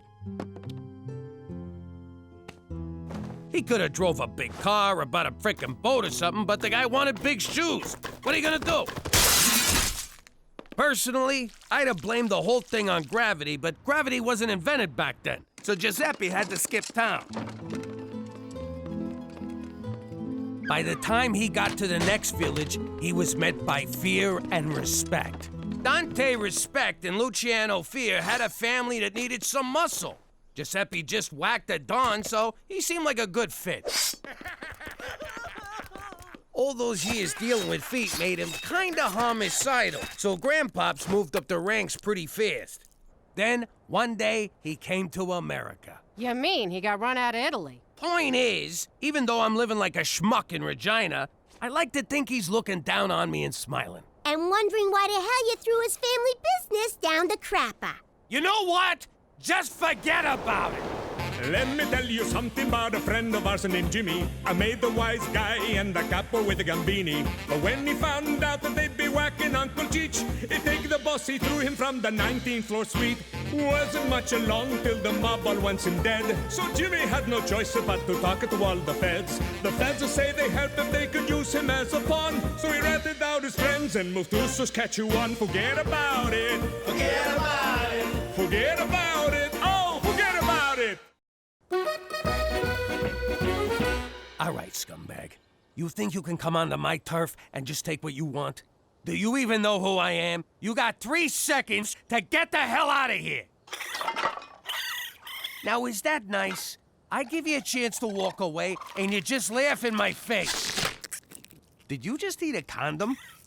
All right, enough screwing around. Say hello to my enormous friend. Yeah, that's right. Go home to your mother, you overgrown rat. Ugh. To conclude my show and tell, if a man at the park asks you into the woods to find his lost dog, remember, there is no dog. Good job, Mary. You go sit with Prudence the safety hippo. Gina, your turn. All right, let's get this over with. I want to talk about personal safety. There's a lot of creeps and weirdos out there. Not to mention stoolies, deadbeats, and guys who just don't listen. You gotta protect yourself. So, you're gonna need one of these. She's got a gun! Relax, it ain't loaded. Now it's loaded. How you doing? I'm Jimmy Falcone.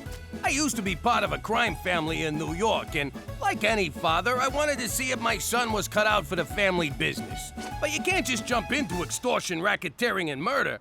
You gotta take baby steps. See that guy delivering papers on your block, your turf? Don't you want a piece of that action? Go. There you go. Look out! He's supposed to beat the kid up and take his money. What's he doing? He's working, Jimmy. Makes me sick. Okay, so we find someone weaker. Build the kid's confidence. See that old deadbeat? He's behind on his payments. Take care of him. My first assault was an old guy, too.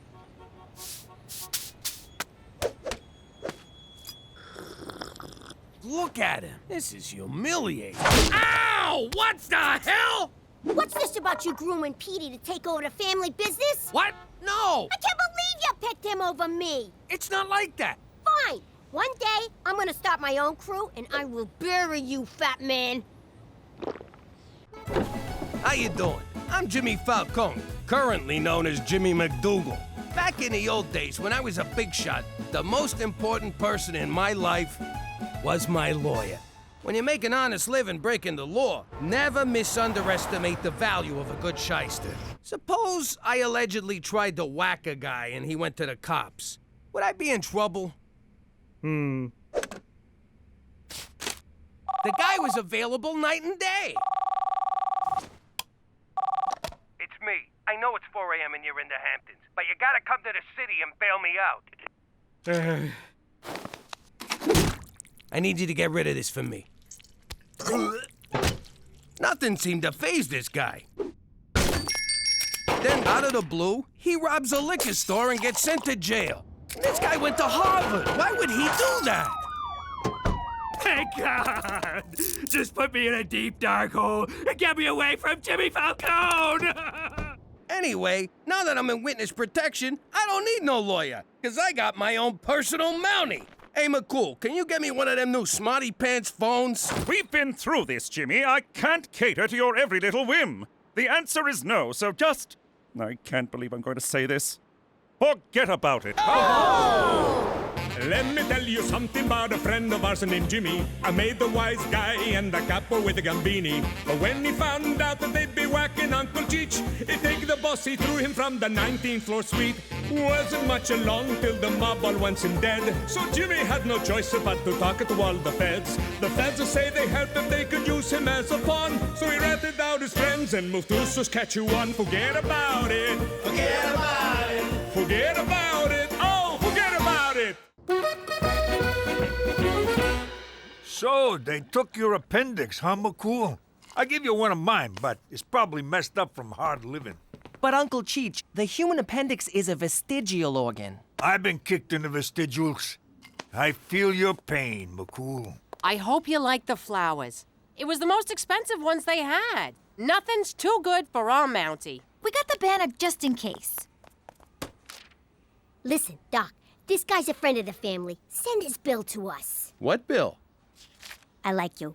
You learn fast. Cookie, is Jimmy coming? His smiling face and ceaseless cigar smoke always brighten my day. Don't worry, I'm sure he's on his way. I sent that bonehead plenty of reminders.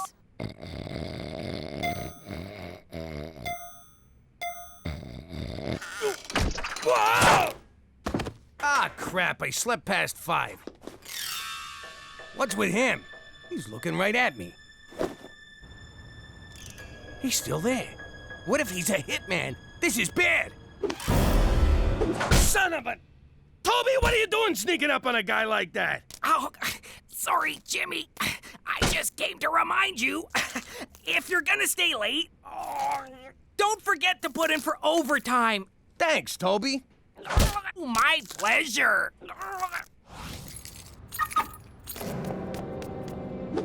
All right, you bastard. You want me? Come get me.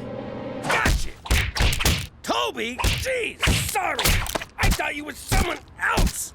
Maybe I should start wearing a bell? Wish you'd have thought of that earlier. It's that guy again. What guy?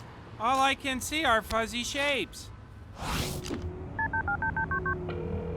You've reached Special Agent Straight McCool.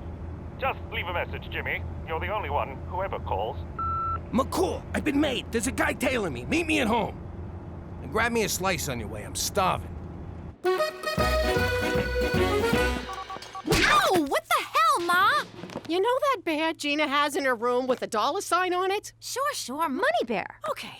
I was in her room getting rid of anything that might be construed as evidence, and I think I might have threw out Money Bear. What? You know how Gina gets when you touch her stuff. Remember when you tried to get her off the pacifier? She was like a badger, clawing and scratching, and that sound she made.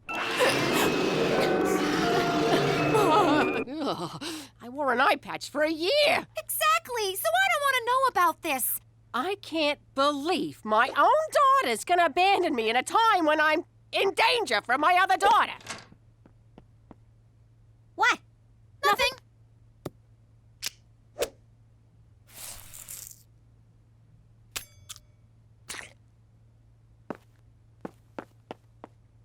Why'd you have to drag me into this? I didn't do anything! Shut up! You're in it now! How you doing? I'm Jimmy Falcone, former good fella currently freezing his ass off in Canada. Back in the old life, I never saw snow. And I don't mean drugs. I delegated that to Big Blow Bellucci. I'm talking real snow. Jimmy complained about the cold. I want you guys to make it summer around here. Thought it was calling for a huge snowstorm. Not that I'm complaining. It worked. From now on, it's gonna be summer all the time. Except Christmas. I like a white Christmas, but warm. Capiche? I love New York in November. Hey, look, dolphins!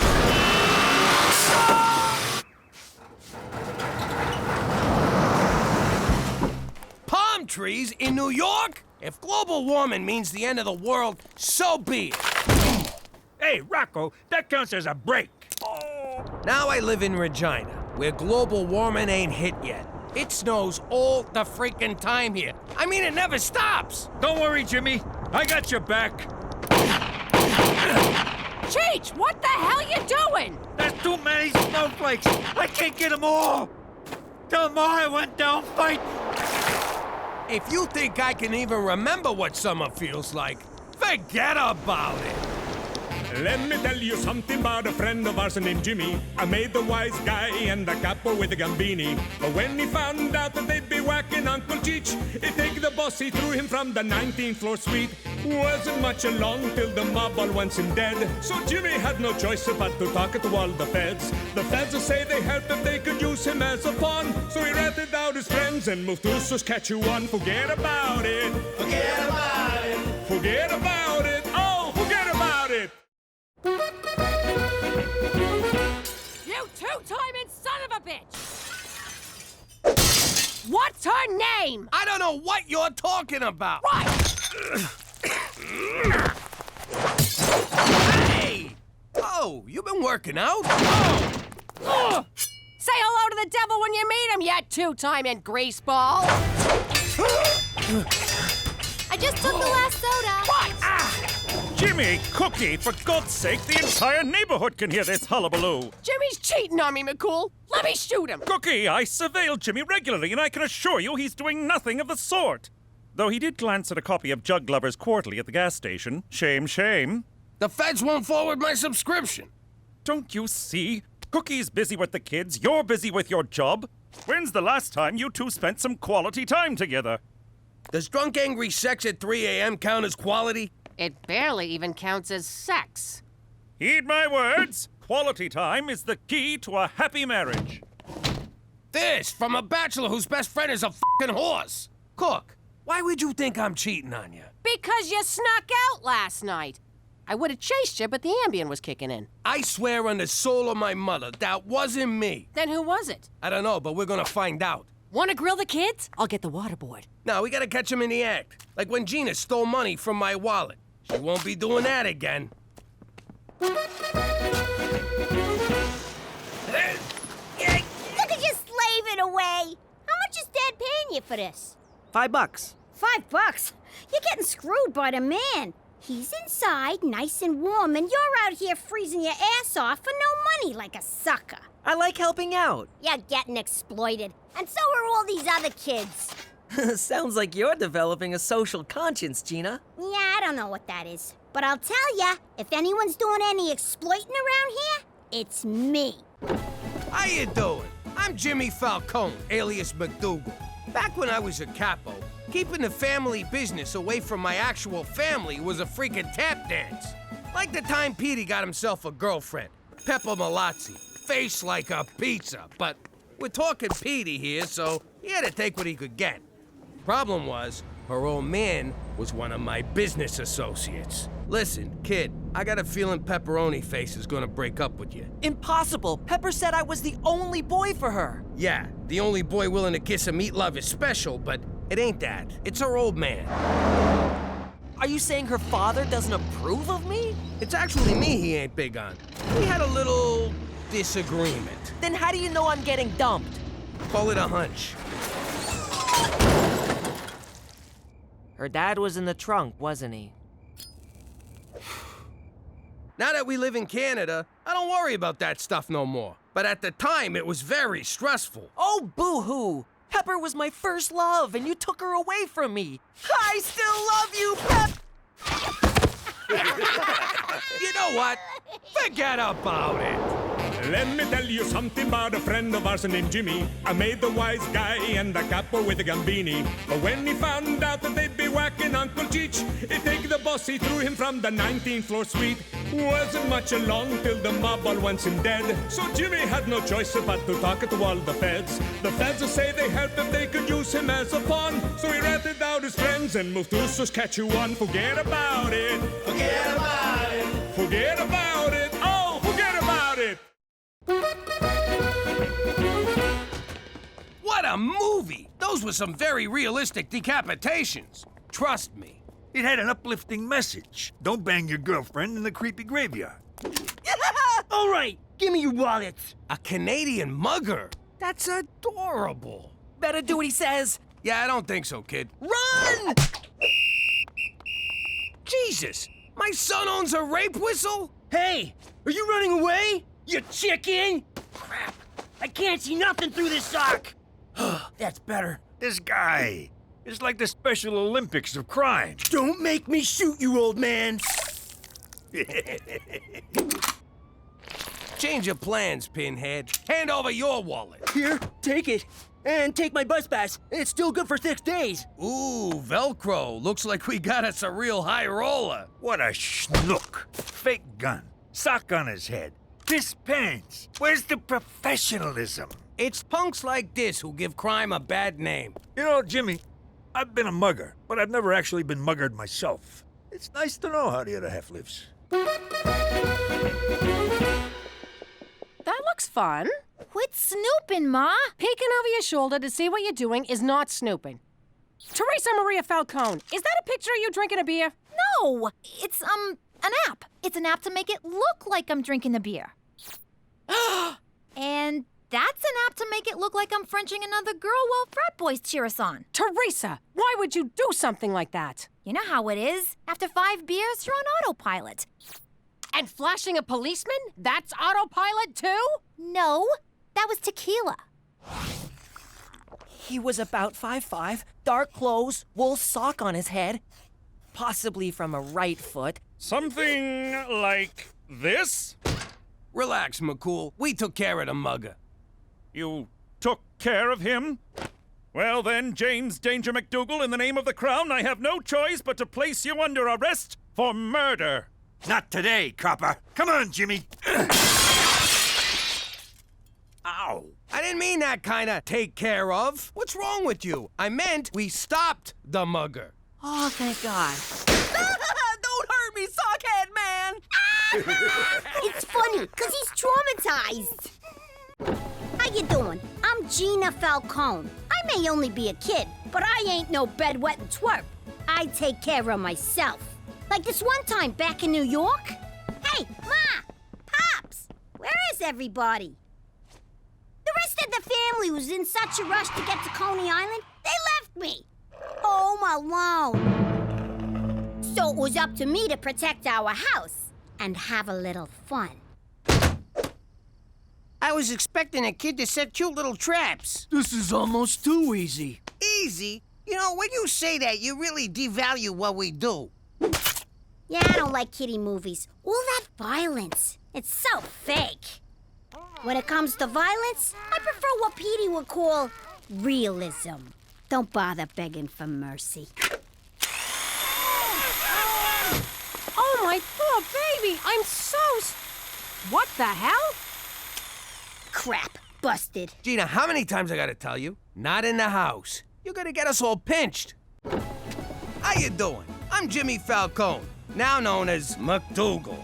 They say there's 2 things you can't avoid in life: death and taxes. Wise guys don't pay taxes, which only leaves death. Back in the old neighborhood, the funeral home was doing great business. The guy who ran the place was rolling in dough, strutted around like he owned the frickin' neighborhood.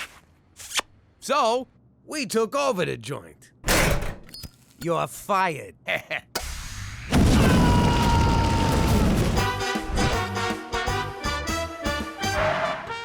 At first, it was great.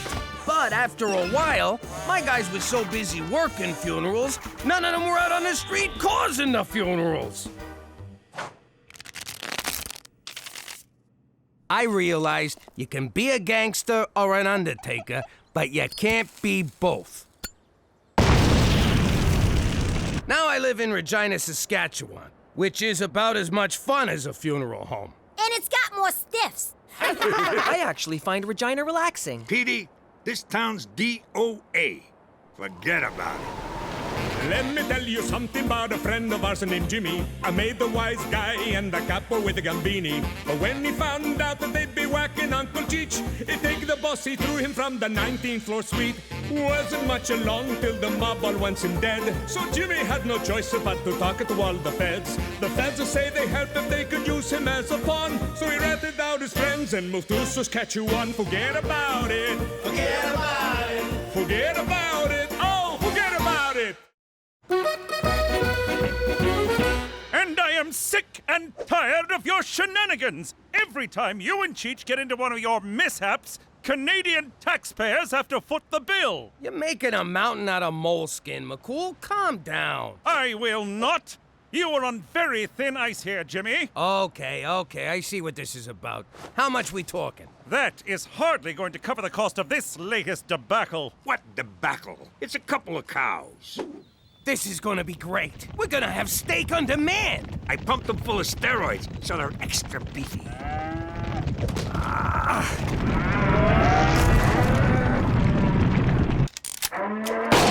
Sorry, Jimmy, but my superiors were very clear on the matter. One more mistake, one more hijink, one more incident, and you will be expelled from witness protection. Good day to you, sir. For Canada, where there is a limit to the taxpayers' goodwill.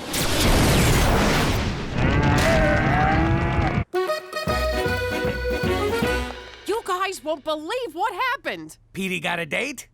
No, I got a summer job. No way. Good for you, kid. I remember my first job. I made a mint off that blue-tinted peanut brittle. What kind of job is it? That's what I want to know, but Teresa won't tell me. Well, I could tell you, or I could show you. I don't like this. Suppose her summer job is whacking us. You been drinking paint dinner again? Think about it. She tricks us with this BS job story, drives us to the middle of nowhere, and pow! Remind me to compliment her before I put one in a dimple. That's my firstborn you're talking about. If anyone's gonna shoot her, it'll be me. All right, take off the blindfolds.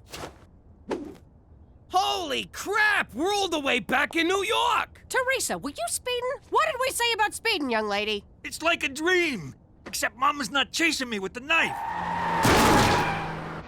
I knew it! She set us up!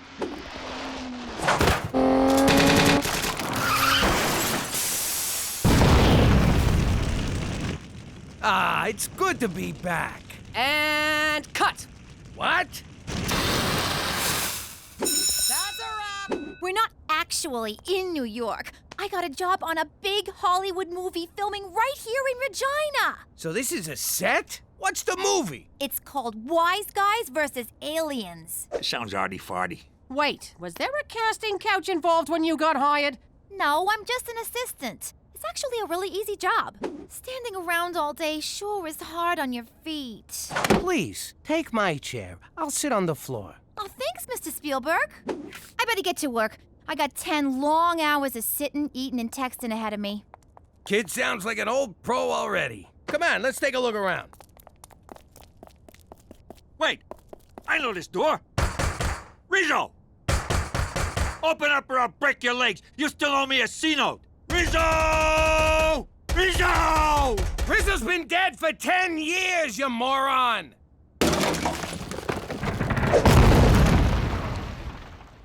Nice try, Rizzo. What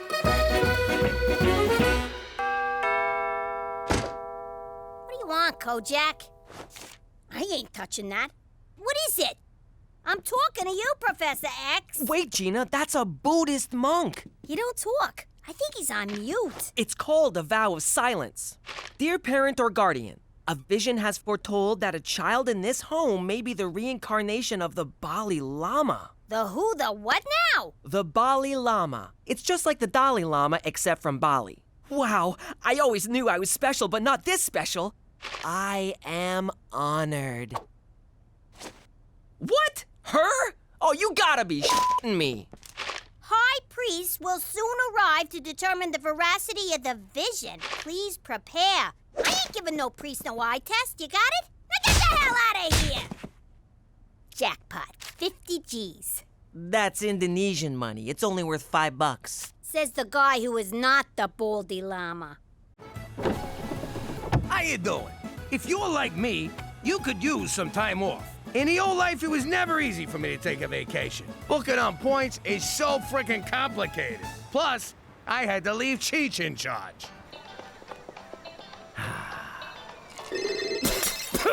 Son of a... Cheech, you better be on fire or dead. And if so, how are you calling? Jimmy, I'm locked out of the club. What are you bothering me for? Call Fats and get the other key. I can't. He's locked inside. What do you mean, you and Fats are both locked in? I was on the roof. There's a skylight. The rest is a blur. But it's not our club. What? Someone's here. I gotta go. Turned out to be the Spamanti family's club. Cheech didn't want to pay for the skylight he broke, so he just up and shot everybody. Around the neighborhood, they still call it the Jimmy's Trip to Aruba Massacre. I always called it the Fats is a big fucking crybaby bloodbath. God rest his soul. Now that I'm in witness protection, it's like a permanent vacation. At a 2-star resort where everybody says sorry all the time. We've only had one vacation from this apologetic iceberg of a country. And was it worth it? Forget about it! Let me tell you something about a friend of ours named Jimmy. I made the wise guy and the capo with the gambini. But when he found out that they'd be whacking Uncle Cheech, he take the boss, he threw him from the 19th floor suite. Wasn't much along till the mob all wants him dead. So Jimmy had no choice but to talk to all the feds. The feds will say they help if they could use him as a pawn. So he ratted out his friends and moved to Saskatchewan. Forget about it. Forget about it. Forget about it. Oh, forget about it. Jimmy, get in here! I got that dirty little bastard cornered! What is it, a mouse? Nah, it's one of Teresa's boyfriends trying to sneak out. No sleepovers, kid. That's it? You're letting him go? Take him out back and explain the rules to his face! Ah, Cook, who gives a crap? I'm free. I've been in there since... Ah! My eyes! Ah! Look at him, McCool. He's depressed. Snap out of it! You got nothing to be depressed about, you useless sack of garbage! Pop, if you decide to slit your wrists, have some courtesy and do it in the bathtub. You need a gun, slugger? Take McCool's. I'm not wiping your brains off mine. How you doing? Jimmy here. You know my story by now. Most of it's even true. Thing about wise guys is we hardly ever told the truth. By hardly ever, I mean mostly never. We lied to everyone. Cops, judges, our wives, and mostly each other. We lied so much, we didn't even know we were doing it. Yo, Jimmy, these biscotti got almonds in them? Nah, don't worry about it.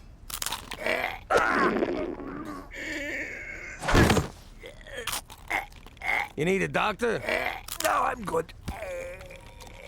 Lying came so easy that the truth was frowned on. Like the time Johnny Forthright came to town. Hey, Jimmy, with that gut, you're begging for a heart attack.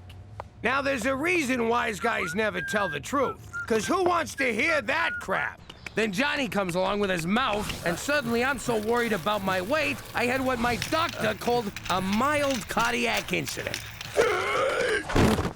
Once I got out of the hospital, I reminded Johnny that the truth hurts. Then I did not wipe the sidewalk with his face. Anyway, now that I'm in witness protection, I'm still living a lie. Except this one's legit. And you've never looked slimmer. What? Goodfellas ain't the only ones who can lie their freaking asses off. Ho! Forget about it. Let me tell you something about a friend of ours named Jimmy. I made the wise guy and the capo with the gambini. But when he found out that they'd be whacking Uncle Cheech, he take the boss, he threw him from the 19th floor suite. Wasn't much along till the mob all wants him dead. So Jimmy had no choice but to talk to all the feds. The feds will say they help if they could use him as a pawn. So he ratted out his friends and moved to Saskatchewan. Forget about it. Forget about it. Forget about it. Oh, forget about it.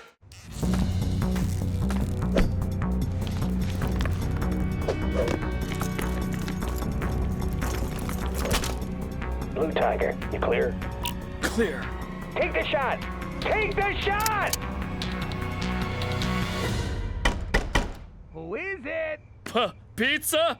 Oh, if someone ordered pizza this late, it's their ass! They didn't order pizza. Repeat, did not order pizza. Pull back! Send in the robot!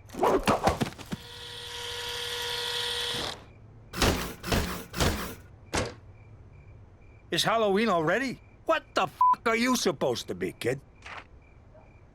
He didn't take delivery! Go, go, go, go, go! Jimmy McDougal, you've been duly served. 15 guys in a freaking toaster to serve a summons? Can't take any chances, sir. Not since last year's potty mouth incident. You Canucks are pussies. Gah! Harsh language alert! Fall back! Run!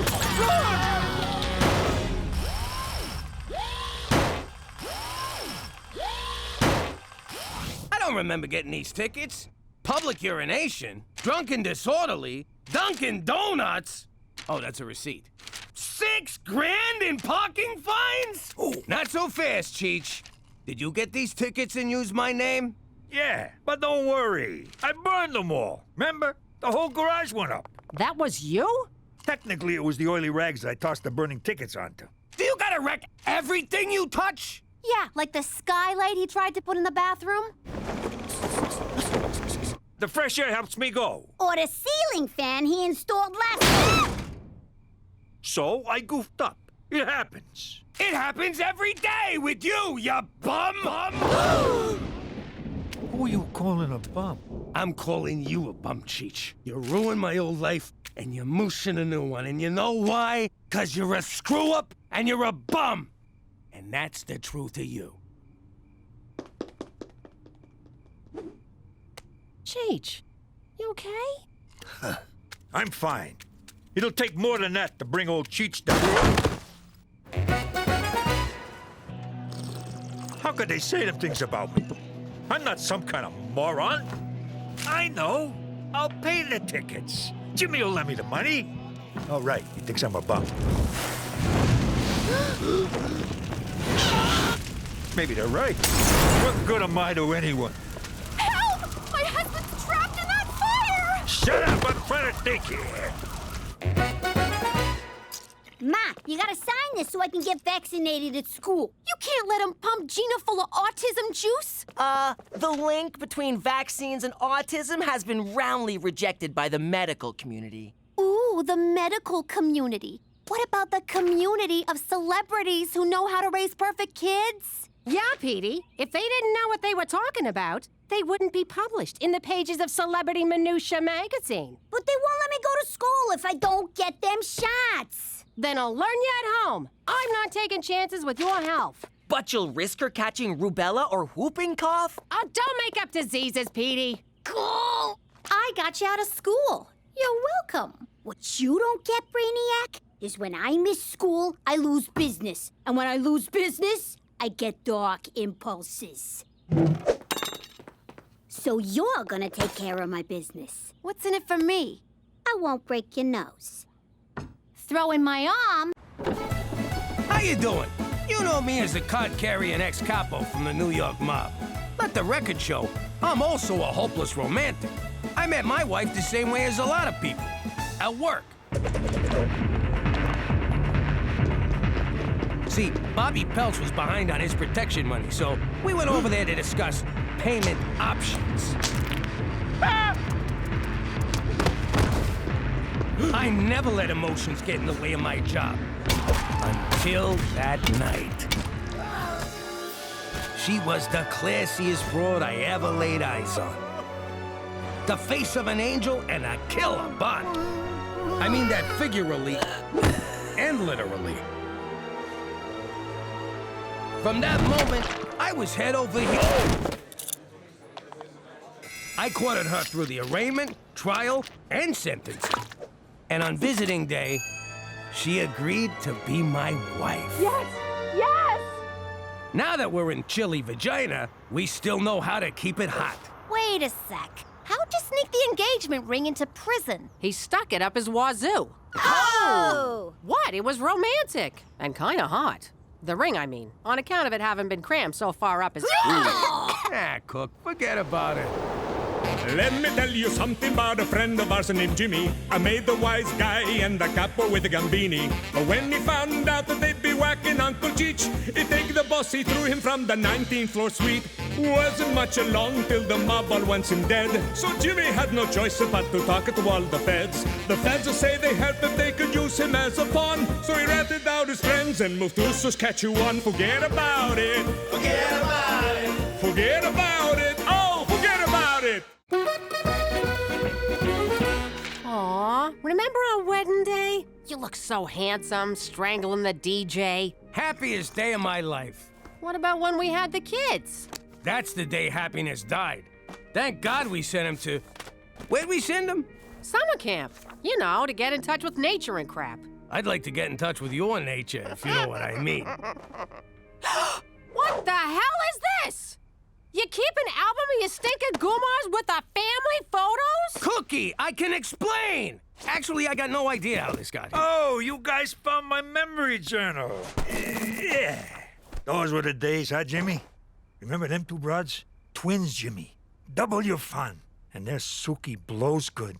I still don't think that was a real name. Jimmy, I know floozies on the side were part of the old life, but I don't need them shoved in my face.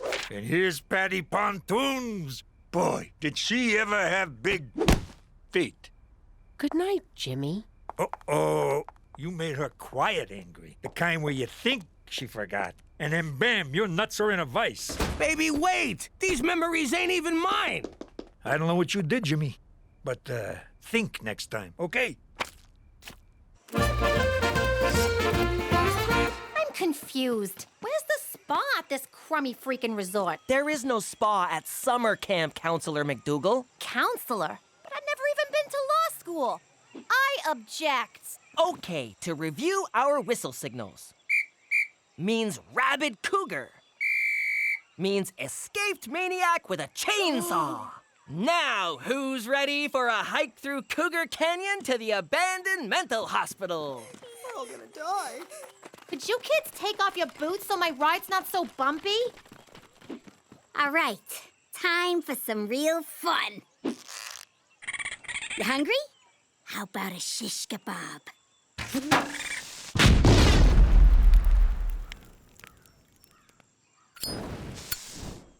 You missed! No, I didn't. The raccoon's kids were in there. Greetings! You know me as Petey McDougal, Canadian nerd. You also know me as Petey Falcone, New York dork. Like other misfits of my ilk, I never really felt like I fit in. Hello. Congratulations. This was especially apparent in our old life among the family. Yo, Petey, try this lasagna. It's like angels singing in your mouth. No thanks, I'm lactose intolerant, and pasta's not good for my gluten sensitivity. You know what makes me sensitive? Jagoffs with no manners. Eat the f***ing food, you mook. How you doing? I'm the FBI informant and shell of a man formerly known as Jimmy Falcone. One thing I don't miss about the old life is how nobody did nothing without an interior motive. Oh, Frankie brought cake. Really? What's the occasion? What? I need an occasion to do something nice? Kill my brother-in-law. Before or after the sugar high, you lazy bastard? Thanks for helping me move, Joe. No problem. Just help me get these on the truck. And it didn't matter how small the favor. They always expected something in return. Really, Joe? You moved like one box. Thanks for driving us to the airport, Bruno. Here, swallow these. You'll need a laxative when you land. Your brother-in-law says, hey. I'm gonna need that laxative. Here in the great bland north, people are nice for no reason at all. It gives me the creeps. I still haven't figured out their angle, but if you think I'll ever get used to Canadian polititude, you can... Hey, the drugs came out. Forget about it.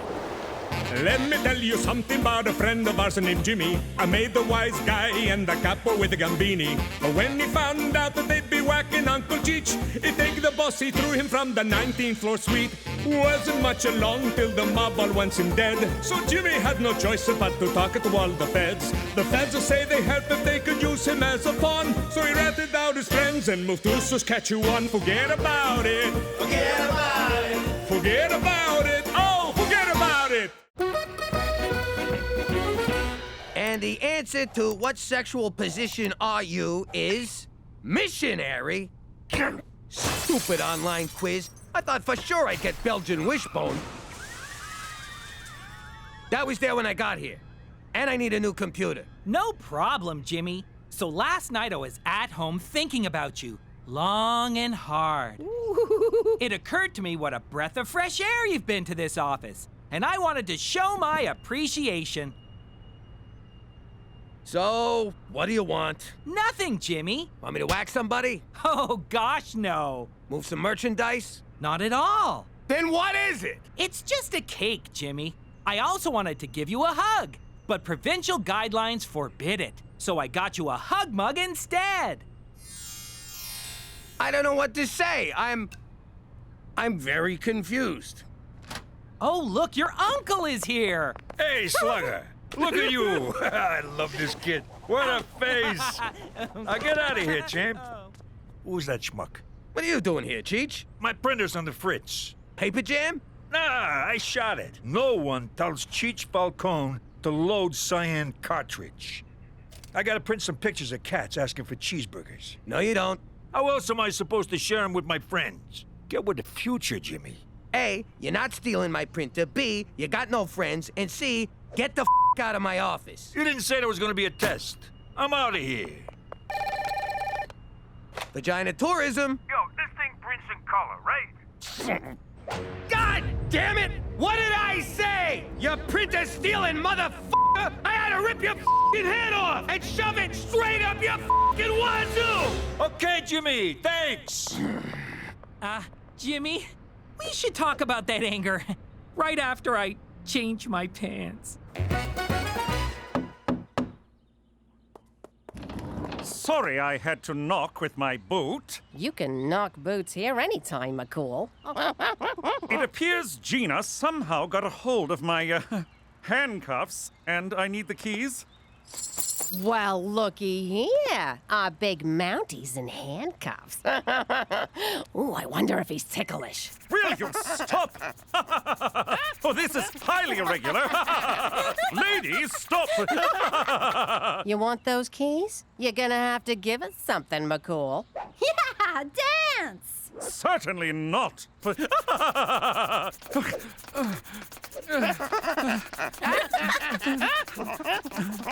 crying out loud. Here, let him go. You're taking all the fun out of illegal confinement. Gina Madonna Falcone, you're confined to your room for the rest of the day for this little stunt. I could do that standing on my head. That's gonna give you a bald spot. I'm not actually standing on my head, genius.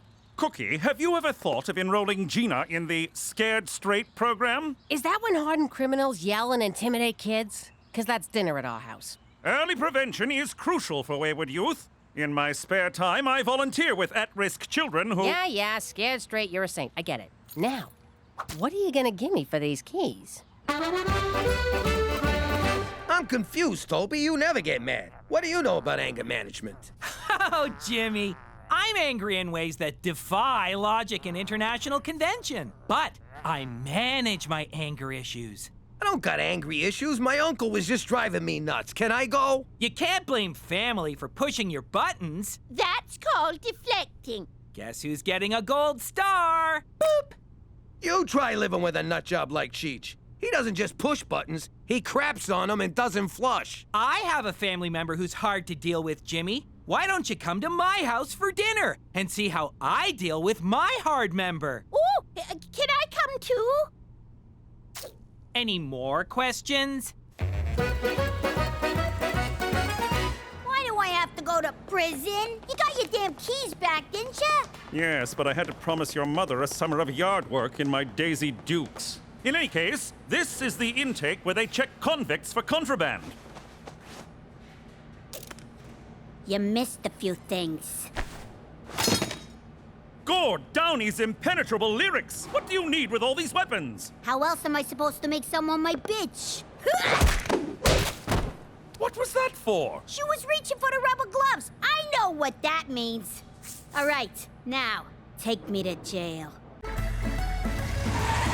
Greetings, citizens! The Falcone family aren't the only ones who had an old life. Before I became a witness protector, I was head of Saskatchewan Crime Scene Investigations. And that's when he slipped on the ice and hit his head. I suppose one could say... I hope he says it was an icy reception. It was an unfortunate accident. Give him time. He'll get better at these. Sadly, my fellow officers watched too much TV and expected me to entertain them. Looks like he had a heart attack while going through the car wash. I guess he's all... Washed up. Say washed up. Done getting his car washed. This guy is boring. Shortly thereafter, I was pulled off CSI detail because I refused to belittle police work with corny one-liners and catchphrases. For Canada, where self-awareness isn't our strong suit. I wonder where he goes when he takes off like that. Forget about it. Let me tell you something about a friend of ours named Jimmy. I made the wise guy and the capo with the gambini. But when he found out that they'd be whacking Uncle Cheech, he'd take the boss, he threw him from the 19th floor suite. Wasn't much along till the mob all wants him dead. So Jimmy had no choice but to talk to all the feds. The feds say they help if they could use him as a pawn. So he ratted out his friends and moved to Saskatchewan. Forget about it. Forget about it. Forget about it. Oh, forget about it. Thank you, Jaden's father, for telling us about your exciting job with Canada's space program. And now, from Regina Tourism, let's do our best to welcome Mr. McDougal. Why didn't anyone run this by me? Webster's Dictionary defines tourism as a neurological disorder characterized by compulsive utterances of obscenities. That's Tourette's, you stupid illiterate f***. Huh? Right. We all know why the chicken crossed the road, but do you know how? With the help of tourism. That's... Too bad you can't tell him about your old job. The one you crapped all over to become a paper-pushing desk monkey in a fake-o industry made up by the government. Ooh, you're a senator. Screw you. I work for a living. Yeah, like every other sucker. You make me wanna puke. Remember me? Back in the old life, I was a mob wife. When mob wives had to, we rolled up our sleeveless blouses and helped out with the family business. Like when Jimmy's crew got pinched after a museum job, because Cheech left a DNA sample all over Nefertiti's bust. All right, Gloria's collecting protection money, Mia's intimidating a witness, and Frenchie's cutting heroin with Parmesan cheese. Fast smack in the city. So, what do? Chick flicks? This ain't girls' night out, you lazy bum. Then Gloria hauls in Stinky LaRue, a notorious rat Jimmy wanted gone. But there was a problem. I can't do it. I can't get blood all over this pantsuit. Don't look at me. I just had these nails done. I ain't washing no skull fragments out of my new roots. I was almost gonna let that scumbag go, but I had an idea. All right, nuts. Before we do this, you're gonna sit here with us and watch a movie. Ooh, the Vanilla Lace Tea Cozy. 90 minutes of awkward English people stammering about their feelings.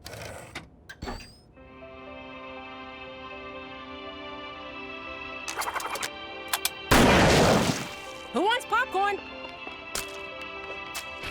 I don't know, Cook. Even for the mob, death by chick flick is a little cruel and unusual. But no one in the family ever read it again. Yeah, right. And we're in Regina on freaking holidays. How you doing? I'm Jimmy Turncoat McDougal. I've been in Canada a while now, but there was a time when I was not so versed in its lame-ass ways.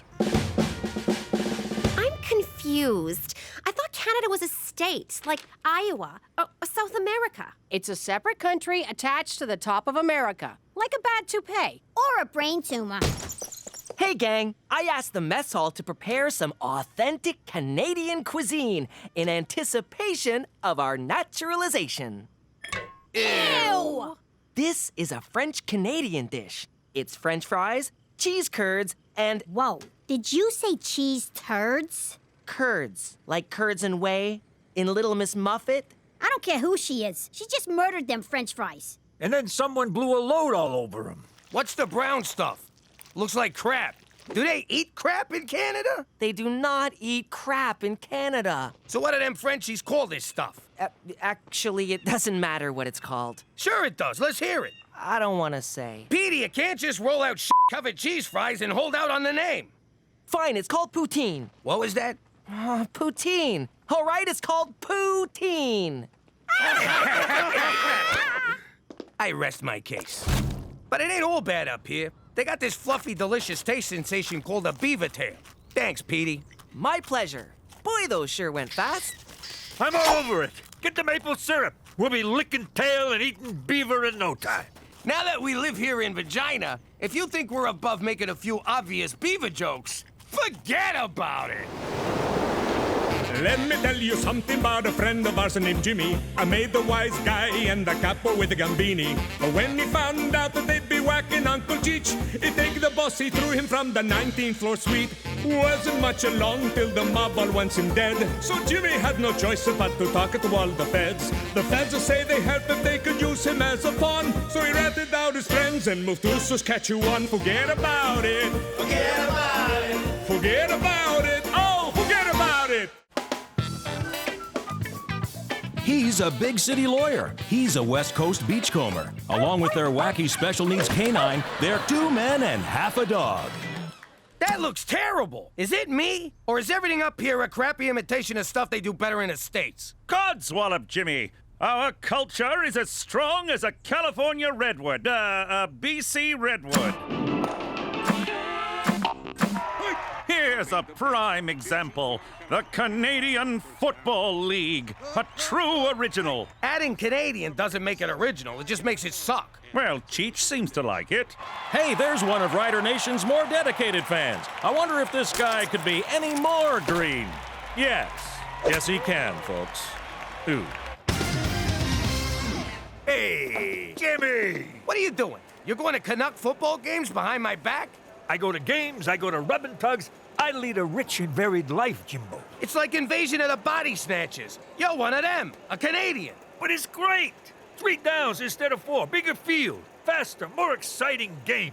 You're just jealous because I'm assimilating better than you. Fine, I'll give it a shot. Can't be worse than Canadian TV. Go! Go! Go! Touchdown! We did it! We're going to the Grey Cup, Jimmy! Yes! Grey Cup! Grey Cup! Grey... Wait, what the f*** is a Grey Cup? I don't know why they picked Petey to work at the TV station. Don't they want someone beautiful on camera? I'm just observing for my elective credit. I'm not actually on camera.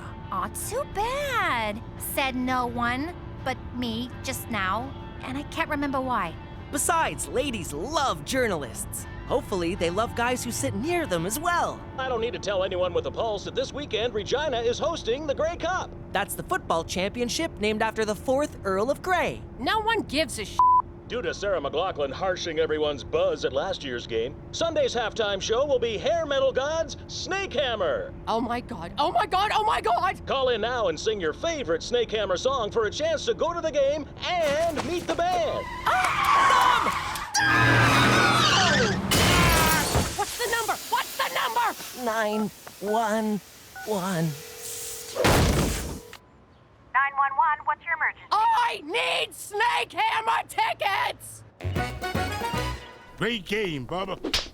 We allowed in here? Sure, I just want to say hi to the boys. Jeez! Great game, fellas. Way to take it up the middle. That's how you pound the weak side. Nice ass, Billy. Fellas, this is my nephew, Jimmy. Ah! Oh! Good to meet you. Thanks, Dexter. Go on now. That all you got, boy? So, we on for Saturday, fellas? Damn straight, Cheech. I told the guys if we made it into the Grey Cup, I'd take them all out for dinner. Forget that! You're all coming over to our place! Who's with me?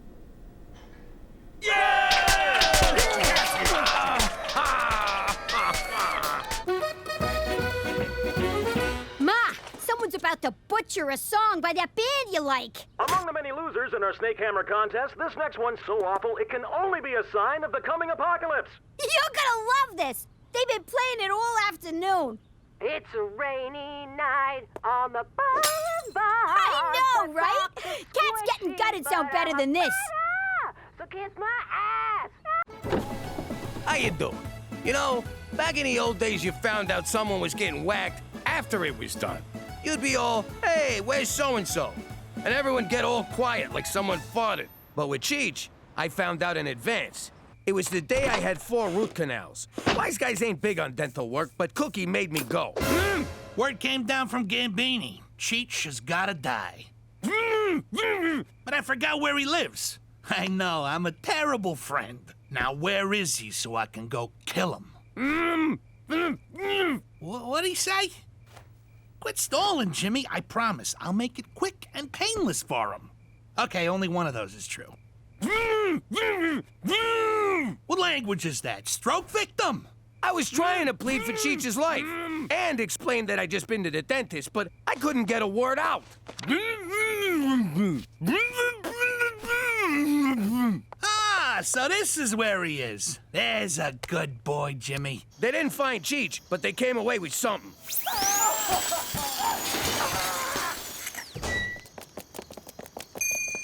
And that's why 4 out of 5 gangsters never go to the dentist. But if you think Canadian healthcare covers dental, forget about it. Let me tell you something about a friend of ours named Jimmy. I made the wise guy and the capo with the gambini. But when he found out that they'd be whacking Uncle Cheech, he take the boss, he threw him from the 19th floor suite. Wasn't much along till the mob all wants him dead. So Jimmy had no choice but to talk to all the feds. The feds will say they help if they could use him as a pawn. So he ratted out his friends and moved to Saskatchewan. Forget about it. Forget about it. Forget about it. Oh, forget about it. Then Mario says, "Witch head, I got a suitcase full of them." I knew as much. As I settled in for an evening of whittling and CBC radio, I heard a report of 2 rowdies causing a ruckus. Surprise, surprise, it's you 2. We ain't drunk enough to cause no ruckus. Now we're ruckus. McCool, you know what your problem is? You don't know how to have fun. I certainly do. Why, just last week I snowshoed across a barren, unforgiving tundra to go ice fish. Oh, very funny. Face it, you're boring. Boring, eh? We'll see about that. Barkeep, fix me 3 prancing mounties. What's that, a girly drink? Certainly not. Each ingredient of the prancing mountie is culled from Canada's finest fermenters and distillers, plus 7 ounces of 180 proof Jamaican rum. Yeah, girly drink. To Canada, where .08 isn't the limit, it's the minimum.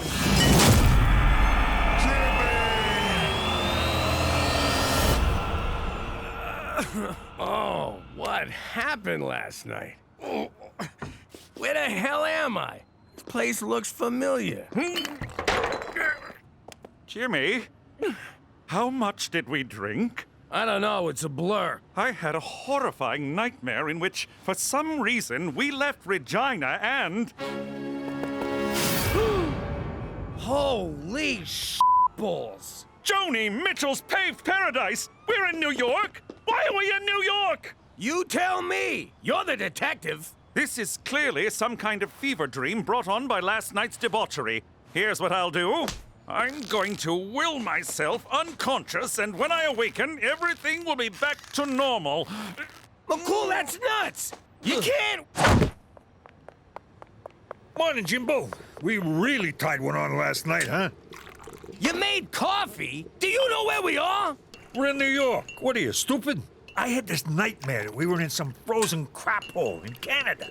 And our name was, get this, McGillicuddy. McDougal. Oh my God, it's the Mountie from my dream. Wait, no, this is the dream. Or is it?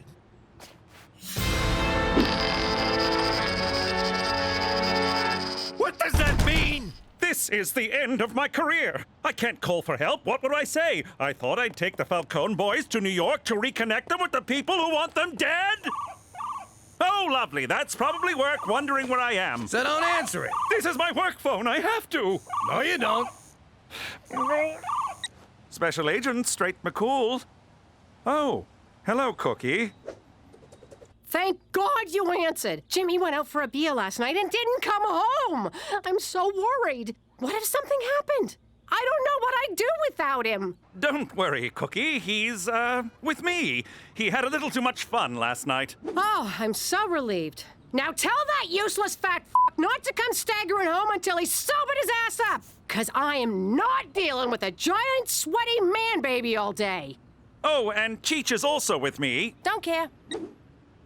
Jimmy, is this your old house? Yeah, it is. But how'd you know? I added the last part. They always leave me out. Why do I have to help clean out the garage? I didn't do anything wrong. Mom found cigarette butts outside, so until the culprit comes forward, we're all paying for it. Only time I touch smokes is when I buy them more for reserve and sell them at the high school. Gina, that's wrong. If a 300% markup is wrong, I don't want to be right. Who's this guy with Mom? And why does he look like me? Maybe it's your twin brother. That's impossible. This guy's at least 20 years older than me. Besides, this is what happened to Petey's twin. Yum, yum, yum, yum. Why would they make a flip book of that? Probably so you could do this. Eee, talk about shame eating.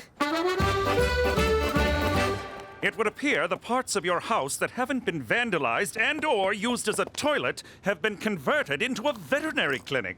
That's because this is a mob doctor's office. Mob doctors are usually greedy, money-grubbing veterinarians. No kidding. 50 G's for a baboon heart, and I can barely climb stairs. I think the doctor is in. Did you do this, Cheech? I didn't touch the guy. I leave him bloody, not naked. Well, I didn't do it.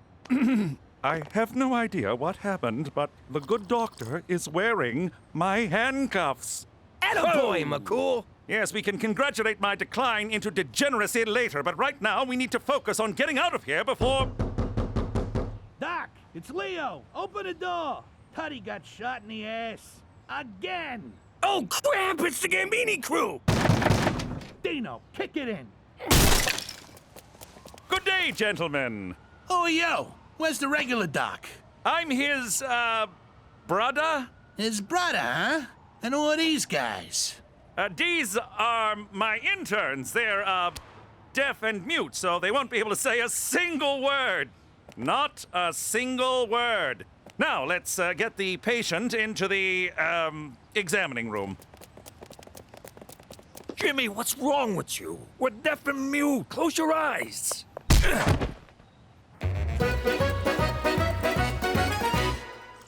Is the garage cleaned out yet, Smokey?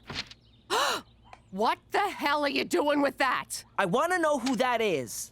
That's none of your business. Forget you saw it and do not bring it up in front of your father, you hear me? But who is he? Who is who? The man in the picture. What picture? I don't see any picture. There's no picture. Damn it, my ring came off. Ah! Oh, see what you made me do, you nosy bastard? Shouldn't you clean any potential obstructions around the abrasion collar or the contusion so we don't get necrotic fasciitis? I'm sorry, what? Shave his ass so hair don't get in the hole. Oh, of course. You two, prep the patient. You're quite knowledgeable. I grew up around here. I've seen more shots in the ass than a Catholic altar boy. Look at these clowns, shaving asses for a living. Come on, Dino, let's go smoke. Who's he calling a clown? Hey, I thought you was mute. Nah, he's the deaf one. Oh, so you're the mute? Exactly. Got it. Wait a minute. We could argue all day about who's mute and who's deaf, but we really should be focusing on your ass, Tootie. You, focus that razor on this man's ass.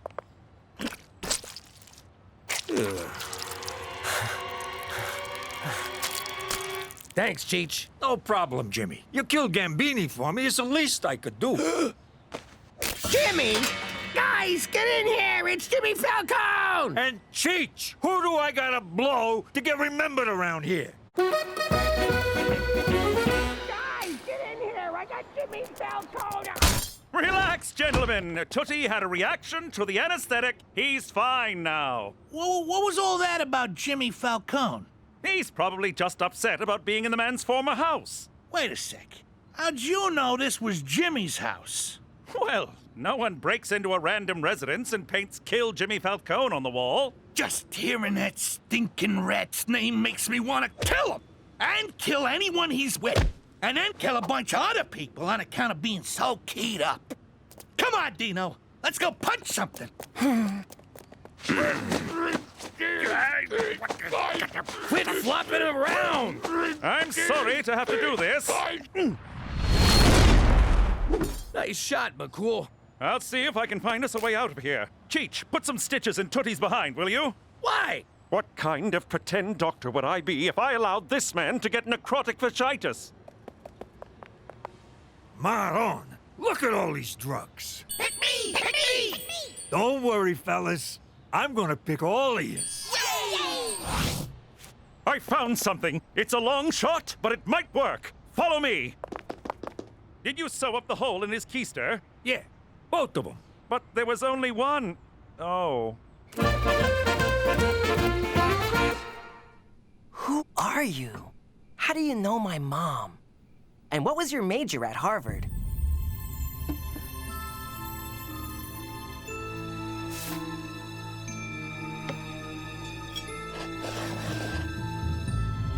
Of course! You're my father! And that's what I'd look like with boobs.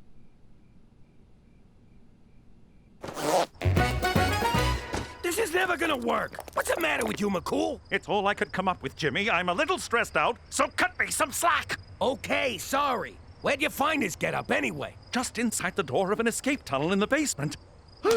Calgary Stampede! Let's go back! Where you going, Doc? Say, that's a nice animal. Wait a sec. I don't remember seeing no horse inside. Dino, shut up! What's the matter with you? He's a vet, you moron! This is why you still live in your mother's basement. Leo, you son of a bitch! Where the hell have you been? Ah, crap, it's Marie. Remember Marie? There's a piece of work. F***ing shoot me now, Jimmy. What are you doing out here with these mooks? I bet you forgot our anniversary, didn't ya? Oh, baby, of course not.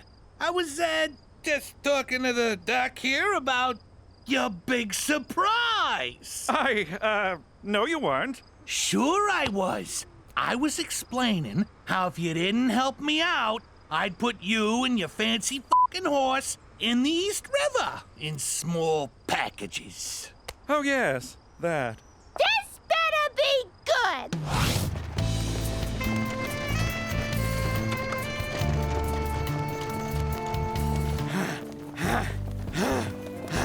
Great! I'm back in New York and I don't even get to see it! Oh, smells like New York back here.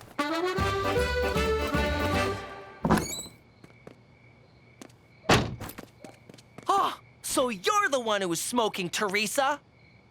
You saw nothing. How you doing? As a former gangster, I might not have lived a completely moral life, but I did some good things too. Like the time I... Excuse me, Jimmy, you can't park here. Go! Get that thing out of my face! What's with you, anyway? I was getting used to seeing you without a billy club in your pants. Now the old attention hog's back? What gives? Allow me to explain. Let me tell you something of myself without a doubt. The best cop around who likes to let it all hang out. When my bosses said I had to put on underwear, I tried to take it off, but they said, oh, don't you dare. Wasn't very long before it wound up in the courts. The judge said, no man, you don't have to wear those shorts. So I won the case because there are no precedents for a servant of the crown to put on his underpants. Forget about it, forget about it, forget about it, hey, forget about underpants. Let me get this straight. You sued for the right not to wear a banana hammock? I need to be free, Jimmy. The justice system is broken. I think it's just fine. Heck, McCool, if you didn't want to wear any clothes at all, I'd have no problem with it. You know what bugs me? That's not how the song goes. Forget about it. Forget about it! Oh, forget about it! Pop, why'd you drag me out here? I despise hunting. You gotta toughen up, kid. No more crying over dead mice. That you stomped on in the garage. Is that any reason to make me sit through a 3-hour mouse funeral? Oh, that reminds me. You're free now, Mr. Whiskers. What the hell was that?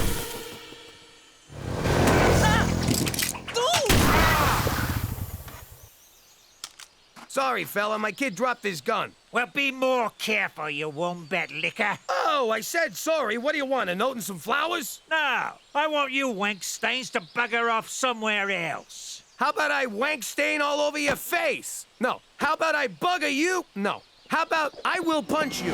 That's enough, gentlemen.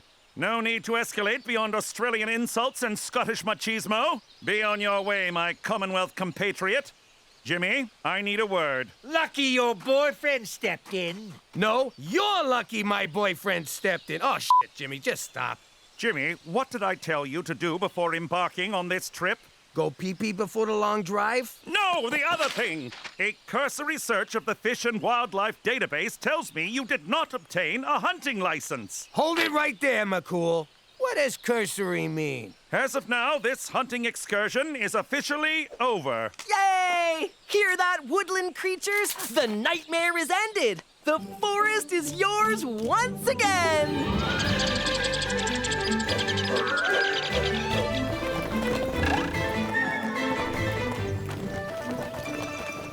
I guess making a man out of Petey is off the frickin' table.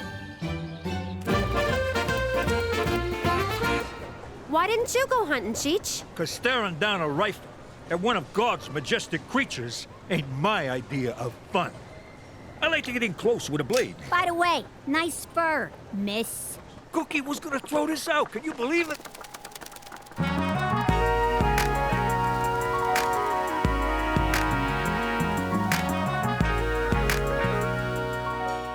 Maron, that is the most gorgeous broad I ever seen. And I once met Prince. I don't know if she's your type. What? You think I'm prejudiced or something? I'll bang any kind of broad. No, look! She can't see, which might help ya. I've dated a blind. They're terrible drivers, and they never compliment your outfit. Only outfit I'm wearing for her are tube socks and a smile. I'm choking. Oh, poor boy. Did someone leave you all alone at the mall? I think someone wants a tummy rub. Let's scram before his little lipstick pops out. And there it is. Who the hell asked you to come up here and be my babysitter? All you had to do was go online, fill out an SK106294 application, wait the 7-day processing period, go to your local Service Saskatchewan kiosk, pay the $30 fee, cash only, and pick up a hunting license. But did you? No! And nothing could be simpler. McCool? What are you doing? Felling trees here is against the law. Must you do something reckless every time I turn my back? No. Sometimes when you turn your back, I hang signs on it. Oh, very funny, Jimmy. Stop that! It's off, okay?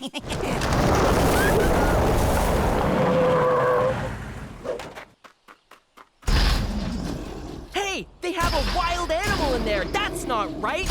I got a license for it, you tit. A live animal removal permit. See, Jimmy, this is how you follow the rules. You must have some serious connections in government. Boy, what are you doing? Don't worry, gentle friend. You can run free now.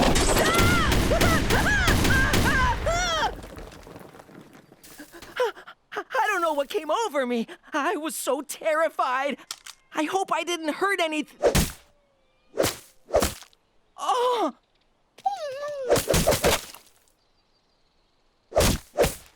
What have I done?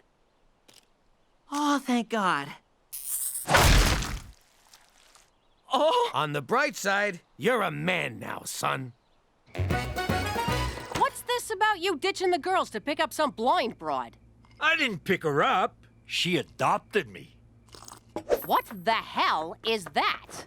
It's my harness cook. I'm a CNI helper. You mean dog? If you want to put a label on it. I know being a dog is a hell of a step up for you, but you gotta tell this woman the truth. And break the bond of trust between us? I'll never get her in a sack. She's blind, but she's not gonna screw a dog. No, but maybe she'll make love to one. Now, excuse me. I gotta go get a flea collar. Those work on crabs, right? That was some good shooting, son. I'm gonna be sick again. I puked after my first mass murder, too. It gets easier. I'm so ashamed. Hunting is nothing more than recreational murder. Petey, God put animals on Earth for us to hunt, eat, and throw peanuts at when we go to the zoo. No, they're thinking, feeling, sentient creatures, just like you and me. Well, me. I agree with the boy.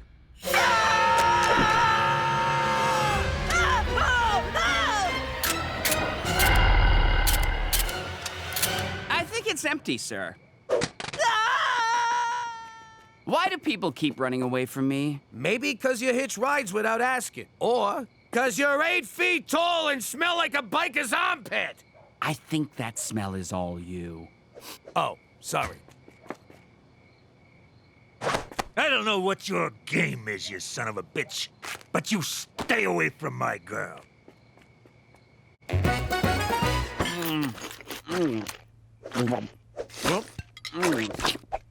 Boy, you're a hungry fella. This is the best thing I ever crammed down my food hole. Oh, stop. Sorry about trying to shoot you. It's okay. People shoot at us all the time. We think of it as a game that you can die from. But I forgive you. This guy, he's so forgiving, like a big hairy Jesus. Unlike Jesus, this guy isn't imaginary. Why are you in the prairies? I don't know. 1 minute, I'm enjoying a nice mushroom snack in the forest. Next thing you know, I wake up in a farmer's field next to a very happy-looking pig. And for some reason, my penis was really sore. Plus, those hunters have been chasing me since BC. You've been around since before Christ? Settle an argument. Jesus was real, wasn't he? And white? Yeah, and from British Columbia. Those hunters want to take me to a place where millionaires can hunt me for sport. I don't know what millionaires are, but they sound like dicks. I know how you feel. I was hunted once, too. Till he ran crying to the feds and wound up here. What's a fed? Jimmy? You're about to meet one. Jimmy, I feel terrible about my tirade, so sweet Burton Cummings! Hey, a Mountie! Sometimes they chase me in helicopters. Jimmy, a word? How do you manage it, Jimmy? How? Manage what? To consistently put your own well-being in danger. There is a bona fide, mythical creature cramming lasagna into his food hole at your dining room table. So? He's not dangerous. He's a sweetheart. It's people like you who give Big Feet a bad name. The term Bigfoot is, it's actually kind of racist. Yeah, just saying. What's next? Is the Loch Ness Monster going to emerge from your toilet for a tea party? Will a flying saucer land in your backyard piloted by Jimmy Hoffa? Hoffa ain't on no flying saucer, I'll tell you that much. That creature is a veritable magnet for the world's press. If word gets out about him, every reporter on the planet will show up outside your door. Ooh, that ain't good. Exactly. So until I figure out what to do, keep that beast in the house. Is that clear? Crystal. Gina, you're grounded. No! Oh, right, the Bigfoot. For Canada, where a Sasquatch, Jimmy, really? What's this about me being fucking grounded? How you doing? There's two words that strike terror in the heart of any wise guy. They represent the end of freedom and the start of a life sentence. I'm pregnant! My life was over. You can be a good father or you can be a good fella, but you can't be both. Still, I wanted it all, so I made it work.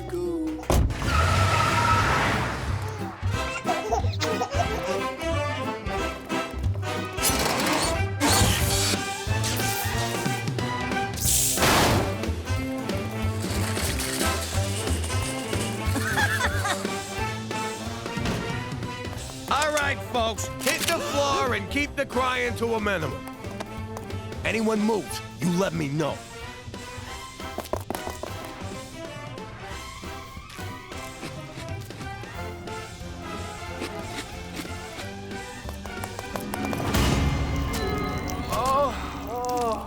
They moved.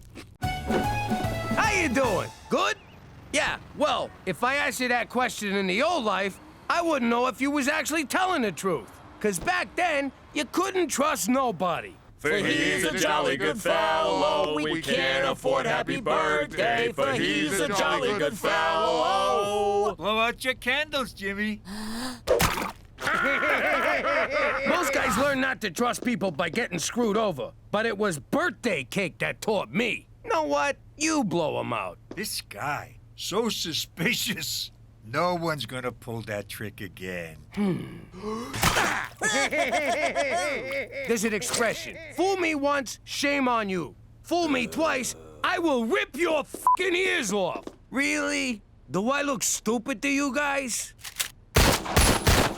There! There's your fucking cake! It's okay. He missed my dick. Anyway, now that I live among the goody-good people of Regina, I still don't trust nobody. Yeah, thanks to you, I don't got a spleen. Now, say the thing so we can go inside. Nah, you say it. Why should I say it? You say it. Oh, for Christ's sake, forget about it!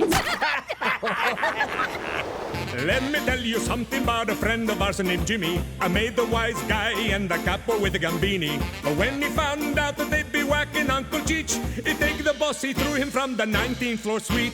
Wasn't much along till the mob all wants him dead. So Jimmy had no choice but to talk to all the feds. The feds say they help if they could use him as a pawn. So he ratted out his friends and moved to Saskatchewan. Forget about it. Forget about it. Forget about it. Oh, forget about it.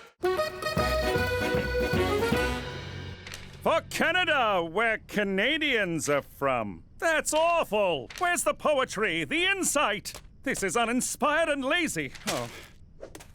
For Canada, good start. Go Blue Jays. Oh, come on. I let you order Chinese, and this is the best you can come up with? Hi, Lolo. Blast! Even my phone greetings are terrible. We'll do those next. It's Teresa.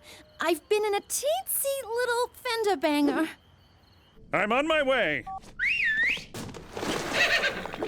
For Canada, where maple syrup lacrosse double-double? Oh, now you're just mocking me.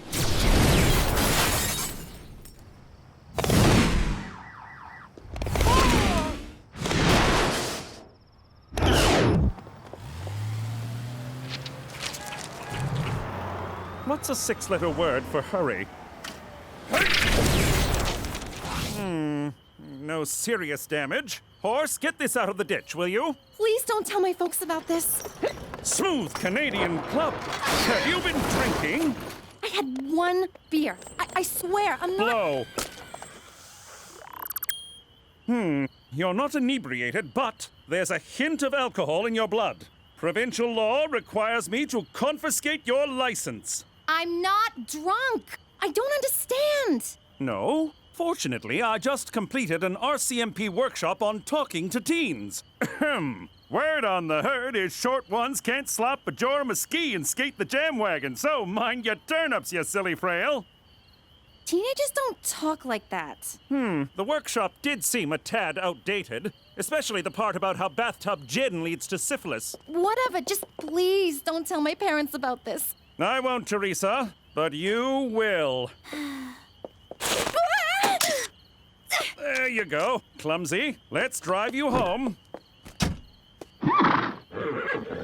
we can't stop for drive-through. Guess what? I won first place at the high school science fair. Sponsored by Wheat Corp, a subsidiary of Wheat Thin Enterprises. We have to say that last part or their lawyers come after us. Congratulations, Petey! What'd you do? You're stupid? 'Cause Cheech will buy it twice. I totally would. I designed a weight loss app that counts calories in food. I call it the Calogrammeter. 4,000 calories. Jeez, Pop. How many calories was that, you food-shaming little jerk? 125? I hate to tell ya, but somebody already thought of that. Adolf Einstein. How was this possible? A product of Wheat Corp? Richard Wheatton stole my idea! Uh-oh! Don't want to be late for school. 42 calories? I wouldn't talk, kid. I've seen you come out of the shower. At least mine has a mustache. I really don't want to tell my parents. Can we just forget it? I can't stop thinking about last night. The drinking, the blowing. I didn't blow that bad. I'm sorry to tell you, but you didn't blow very well either. Oh, yeah? I don't think your equipment was working very well. My equipment may be a bit old, but I assure you it works just fine. Or at least it did before you got your teeth marks all over it. How could there be teeth marks? That thing was so hard. In any case, if you don't tell your parents about your alcohol-fueled accident, I will. Now, if you'll excuse me. For Canada, where curling is looked upon favorably. Oh, these are atrocious. Thanks to Cheech needing a bath toy, my Virgin Mary statue ain't a virgin no more. You better step up, Saint Polycarp of Smyrna. Tell me your troubles, my child. McCool's been fooling around with my teenage daughter. What do I do? Oh, I can't help you. I'm the patron saint of earaches and dysentery. You mean diarrhea? And earaches. I'm very good with those. If you eat bad Indian food or get some of it in your ear canal, I'm your man. Who'd you screw to become a saint? Cook, you done with Polycarp here? I got a case of the squirts that's draining the life out of me. Squat before me, my son. Hey! I just spoke to Wheat Corp. Turns out any idea entered in the science fair automatically becomes their property. I like that business model. You want it? You take it. Screw everyone. I strenuously voiced my objection, and they promised to send an acknowledgement of my contribution. Whatever it is, I get 10% or I break your foot. How you doing? Who am I? None of your business. What's it to you? You writing a book? That's how I'd be talking if I was still in the mob. The ancient Italian code of silence known as omerta required us to keep our mouths shut. It all started back in Sicily, where the mob made an example of anyone who opened their mouth. Like this guy. All he did was ask a cop for directions. After that, no one ever talked to the cops.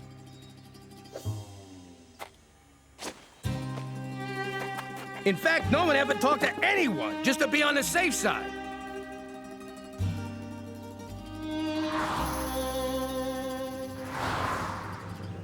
Even if my great-grandpa's pants were on fire, he still would have kept his mouth shut. Hell of a guy. The whole village grinded to a halt. They had to come up with some way to communicate.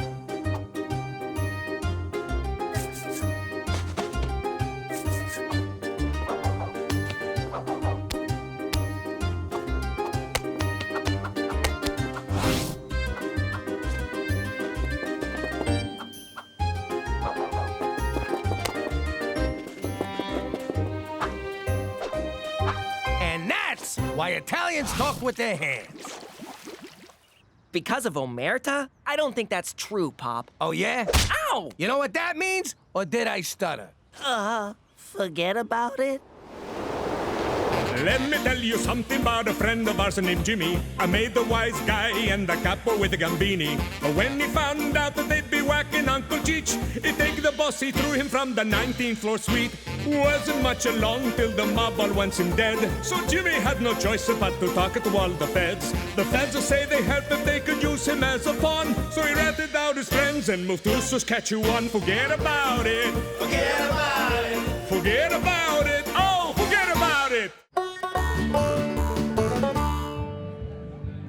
This corset's so tight my boobs are coming out my back. Why are we here? I gotta support my boss's side business, because he supports my Wednesdays, Tuesdays, and Thursdays off. Dinner where someone gets whacked. It's like I'm back home, except I'm dressed like an asshole. Oh, no! Someone shoot him, Rancher Dan! Ooh, the cavalry's here, albeit unscripted. Roll with it, everyone! Don't mind me, I'm just here to see... Buffalo Jump, Toby! You can't wear that! I can't even wear that! Jimmy, I'm afraid I have some pressing news. Great! Tell us at home! Let's go! For Canada, where white people still think wearing these is okay!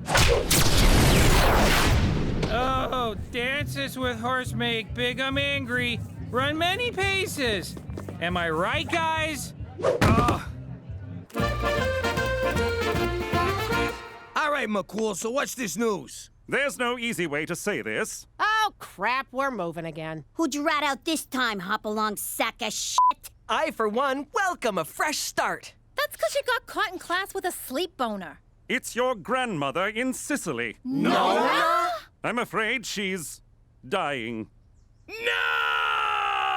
Why, God, why? That woman is insane! Roll out the fluffy red carpet, Jesus, because there's an angel coming. Take me instead, Lord. No, take me! Take them both, God! Please! I know your pain. I was absent when my own dear grandmother passed. They say she shrieked my name as the grizzly bear tore into her. When I heard about your Nona, I resolved to bring her here for a final farewell. Are you out of your freaking mind? I don't want to see her. I hate that bitch. She's the whole reason I had an eating disorder. I don't understand. You were all so upset when I said she was dying. She's family. You gotta make a big show in case God and or the neighbors are watching. But if she finds out we ratted on the mob... Yeah, we. Don't worry. Nona's practically comatose. She'll have no idea where she is. I'm not taking that chance. We gotta be ready to make her think it's the old life. No witness protection, no cops, nothing's changed. That might be tricky. She lands in 2 hours. I'm coming, Jesus!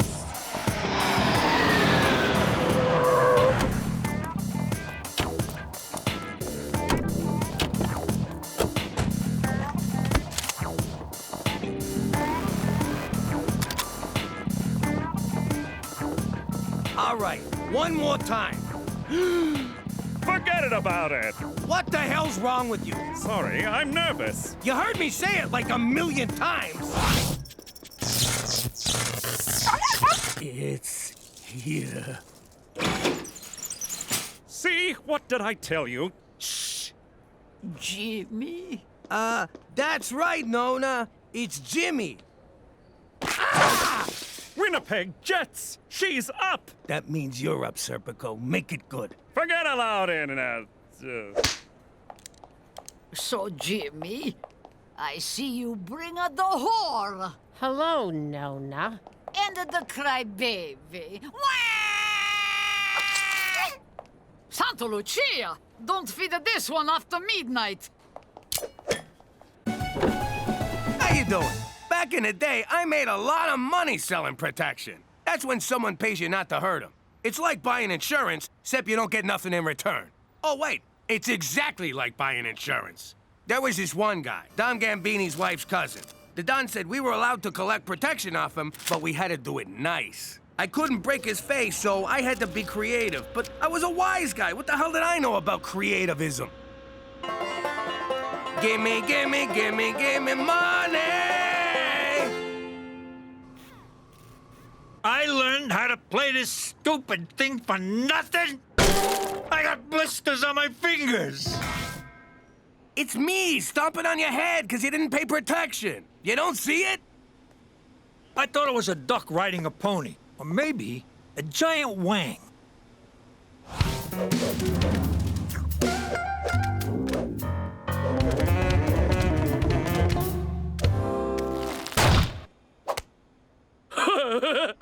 He was laughing at me like I was some kind of clown. So I figured I'd show him who the clown was. It was me. That tickles. Stop it. Ah, screw being nice. Let's go with plan B.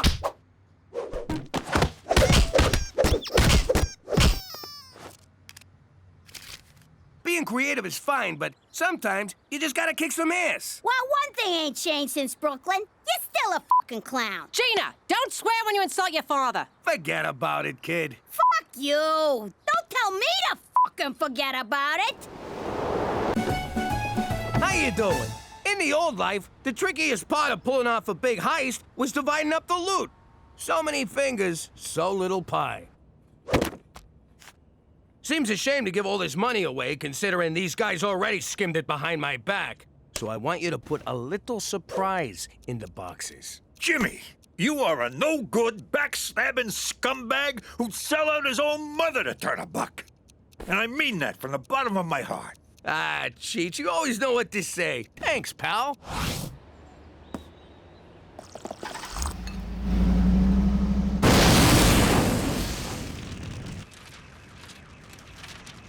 You put the cash in with the bombs, didn't you? Was I not supposed to? Oh, I get it now.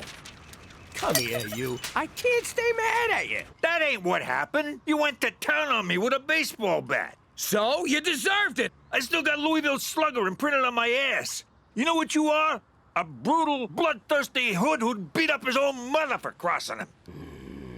You always know what to say, Cheech. Come here, you. No way, Jimmy. You ain't messing up this hair again. Forget about it.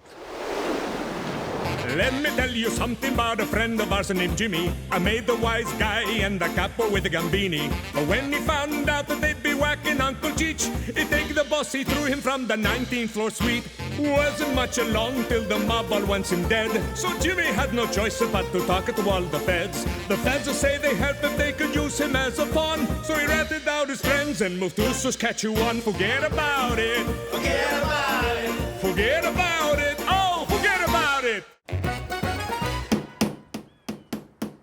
I know you're trying to save money, but if you fall off of there, I'm not spending the rest of my life changing your diapers. Cook, I didn't rise to the top of organized crime being scared of heights. I wish you were. You wouldn't have chucked Gambini out of that skyscraper, and someone else would be fixing that roof. I gotta go get ready for jazzercise. They still do jazzercise in Regina. So, since when do you wear diapers?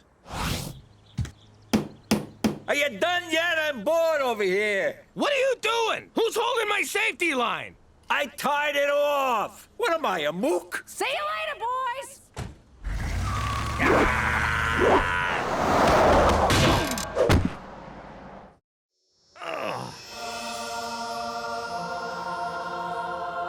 Salut, mon ami. Holy crap! God is French. I owe Schwa 20 bucks.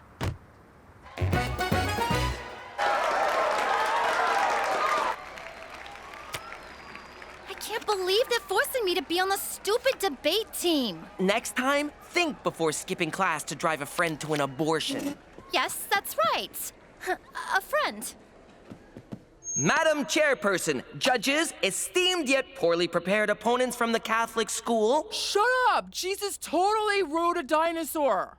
I have crafted a tight rebuttal. Oh, I get it. Tight rebuttal. Very mature. Let me begin by saying... Pass. Do you wanna... No, thank you! Ew! Even your sweat tastes like failure. Baby, I'm so sorry. I didn't know you were tied to the car. Cancel the bulk diaper order.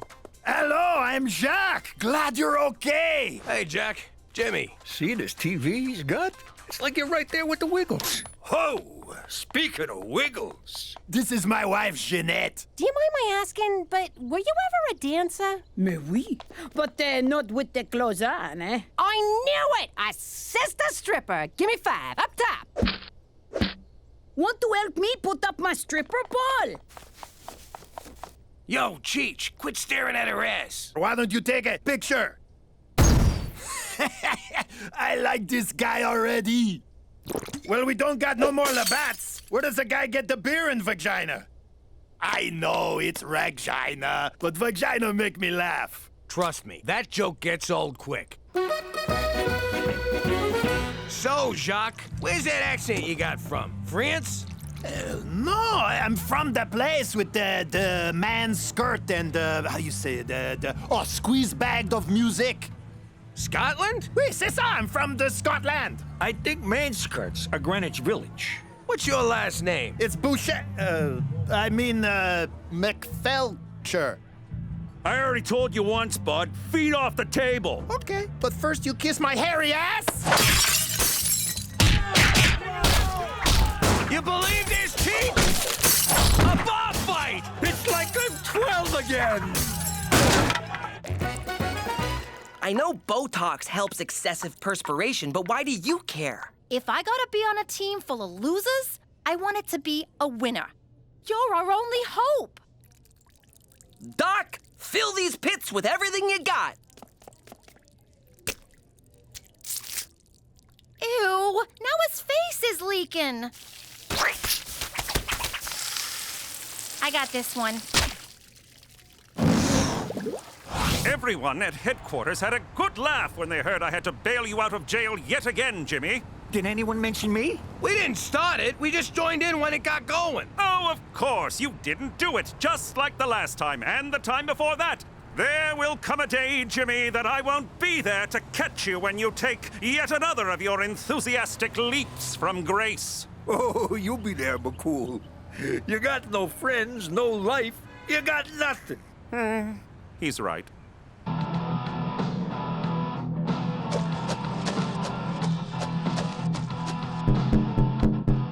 Hey, don't you think it's funny how we got so much in common? Almost too much, if you know what I mean? He means your wives are both hot-looking broads. Sound like somebody want a crack at Jeanette, no? Well, you're a big man, and I seen you fight, so I'll pass. But I may rub one out to her at some point, if that's okay with you. You honor me with your future masturbation.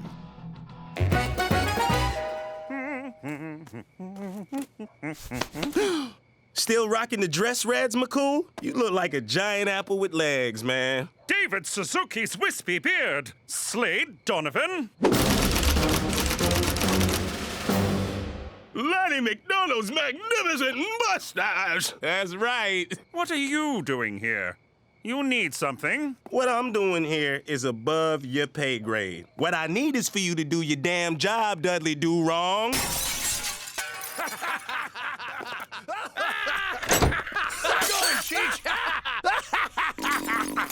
Jacques, I told you not to associate with these people, man. What the hell is going on? Cheeks tried to hug the Wiggles and he knocked over the TV. I need a new one, Mountie. Yeah, and get us a new TV, Mountie. Wait a sec. Why do you have a Mountie? Why do you have a Mountie?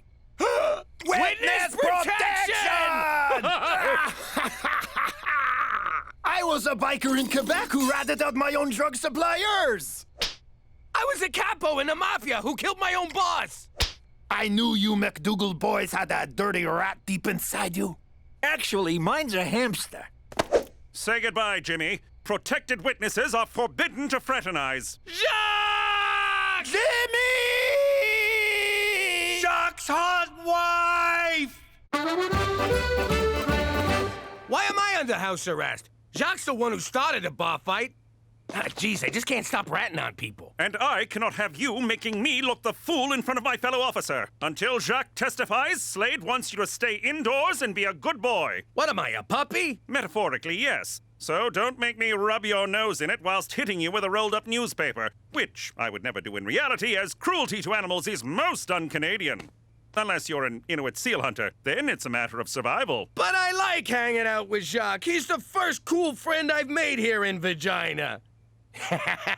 Yeah, okay. Still kind of funny. I'm sorry, Jimmy, but there's to be no more playdates with your degenerate Quebecois bestie. For Canada, where uneven population density makes it hard to meet new people! Ernest Hemingway once said, "This shotgun tastes like..." Thank you.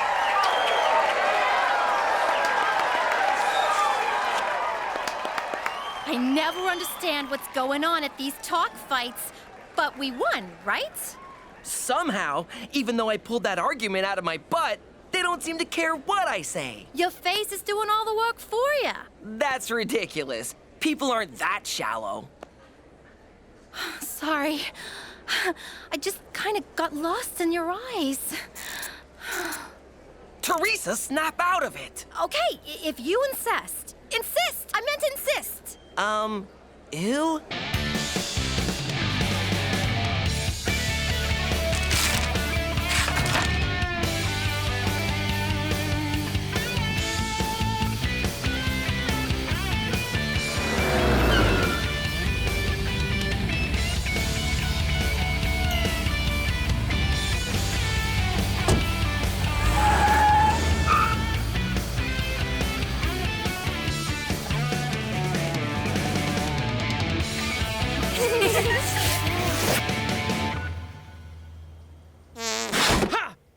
Are you wearing a safety line? Because those things are dangerous. I need a favor, Jimmy. Can you help old Jacques? I don't know. If McCool finds out, he might take away my TV privileges. I need you to hide this pour moi. Just until Slade stop being such a, how you say, a ball squeezer. You mean ball buster? Not when Slade do it. Better I don't say what it is. We keep this entre nous, no?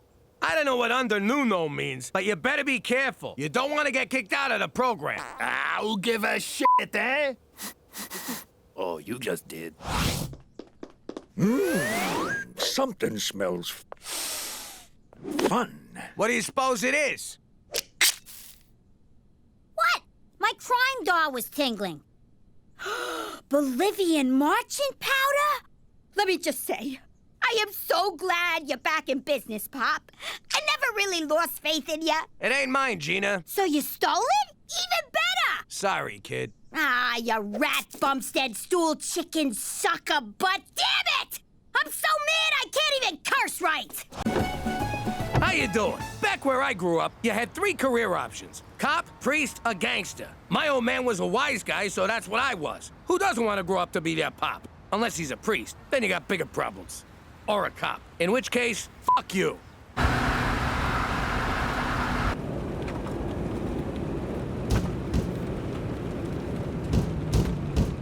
What the hell's that? I hit something?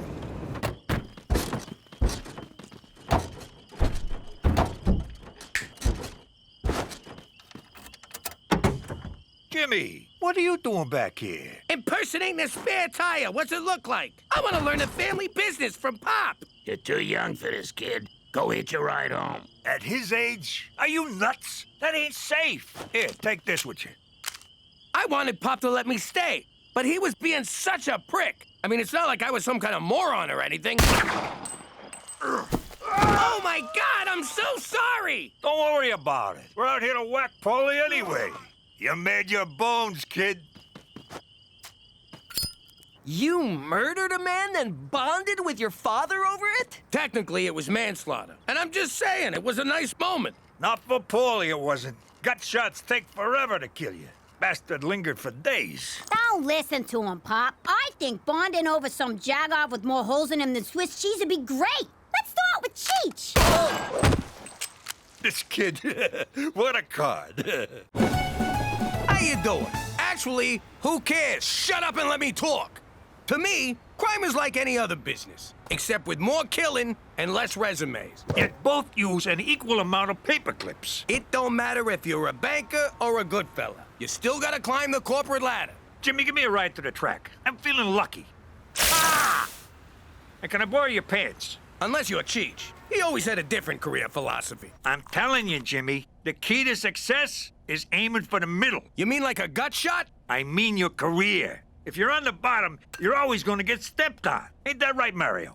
Did you have to wear cleats? I can't find my regular face-stepping shoes. Anyhow, if you aim for the top, you got a long way to fall. Like that time I tried doing it on a Ferris wheel? That was a fall from grace. Remember Grace, Jimmy? With the cans? Later, I saw what Cheech meant. How'd it go? See?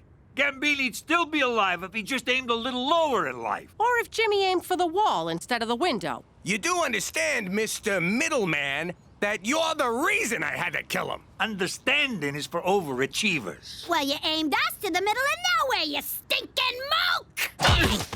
You stupid! How you doing? Back in the day, keeping on God's good side was a big deal for wise guys. We racked up a lot of sins, and our life expectancy was anybody's guess, so you had to be ready. We had a guy, Father Santino, big into the Holy Trinity, also had a weakness for the Holy Trifecta.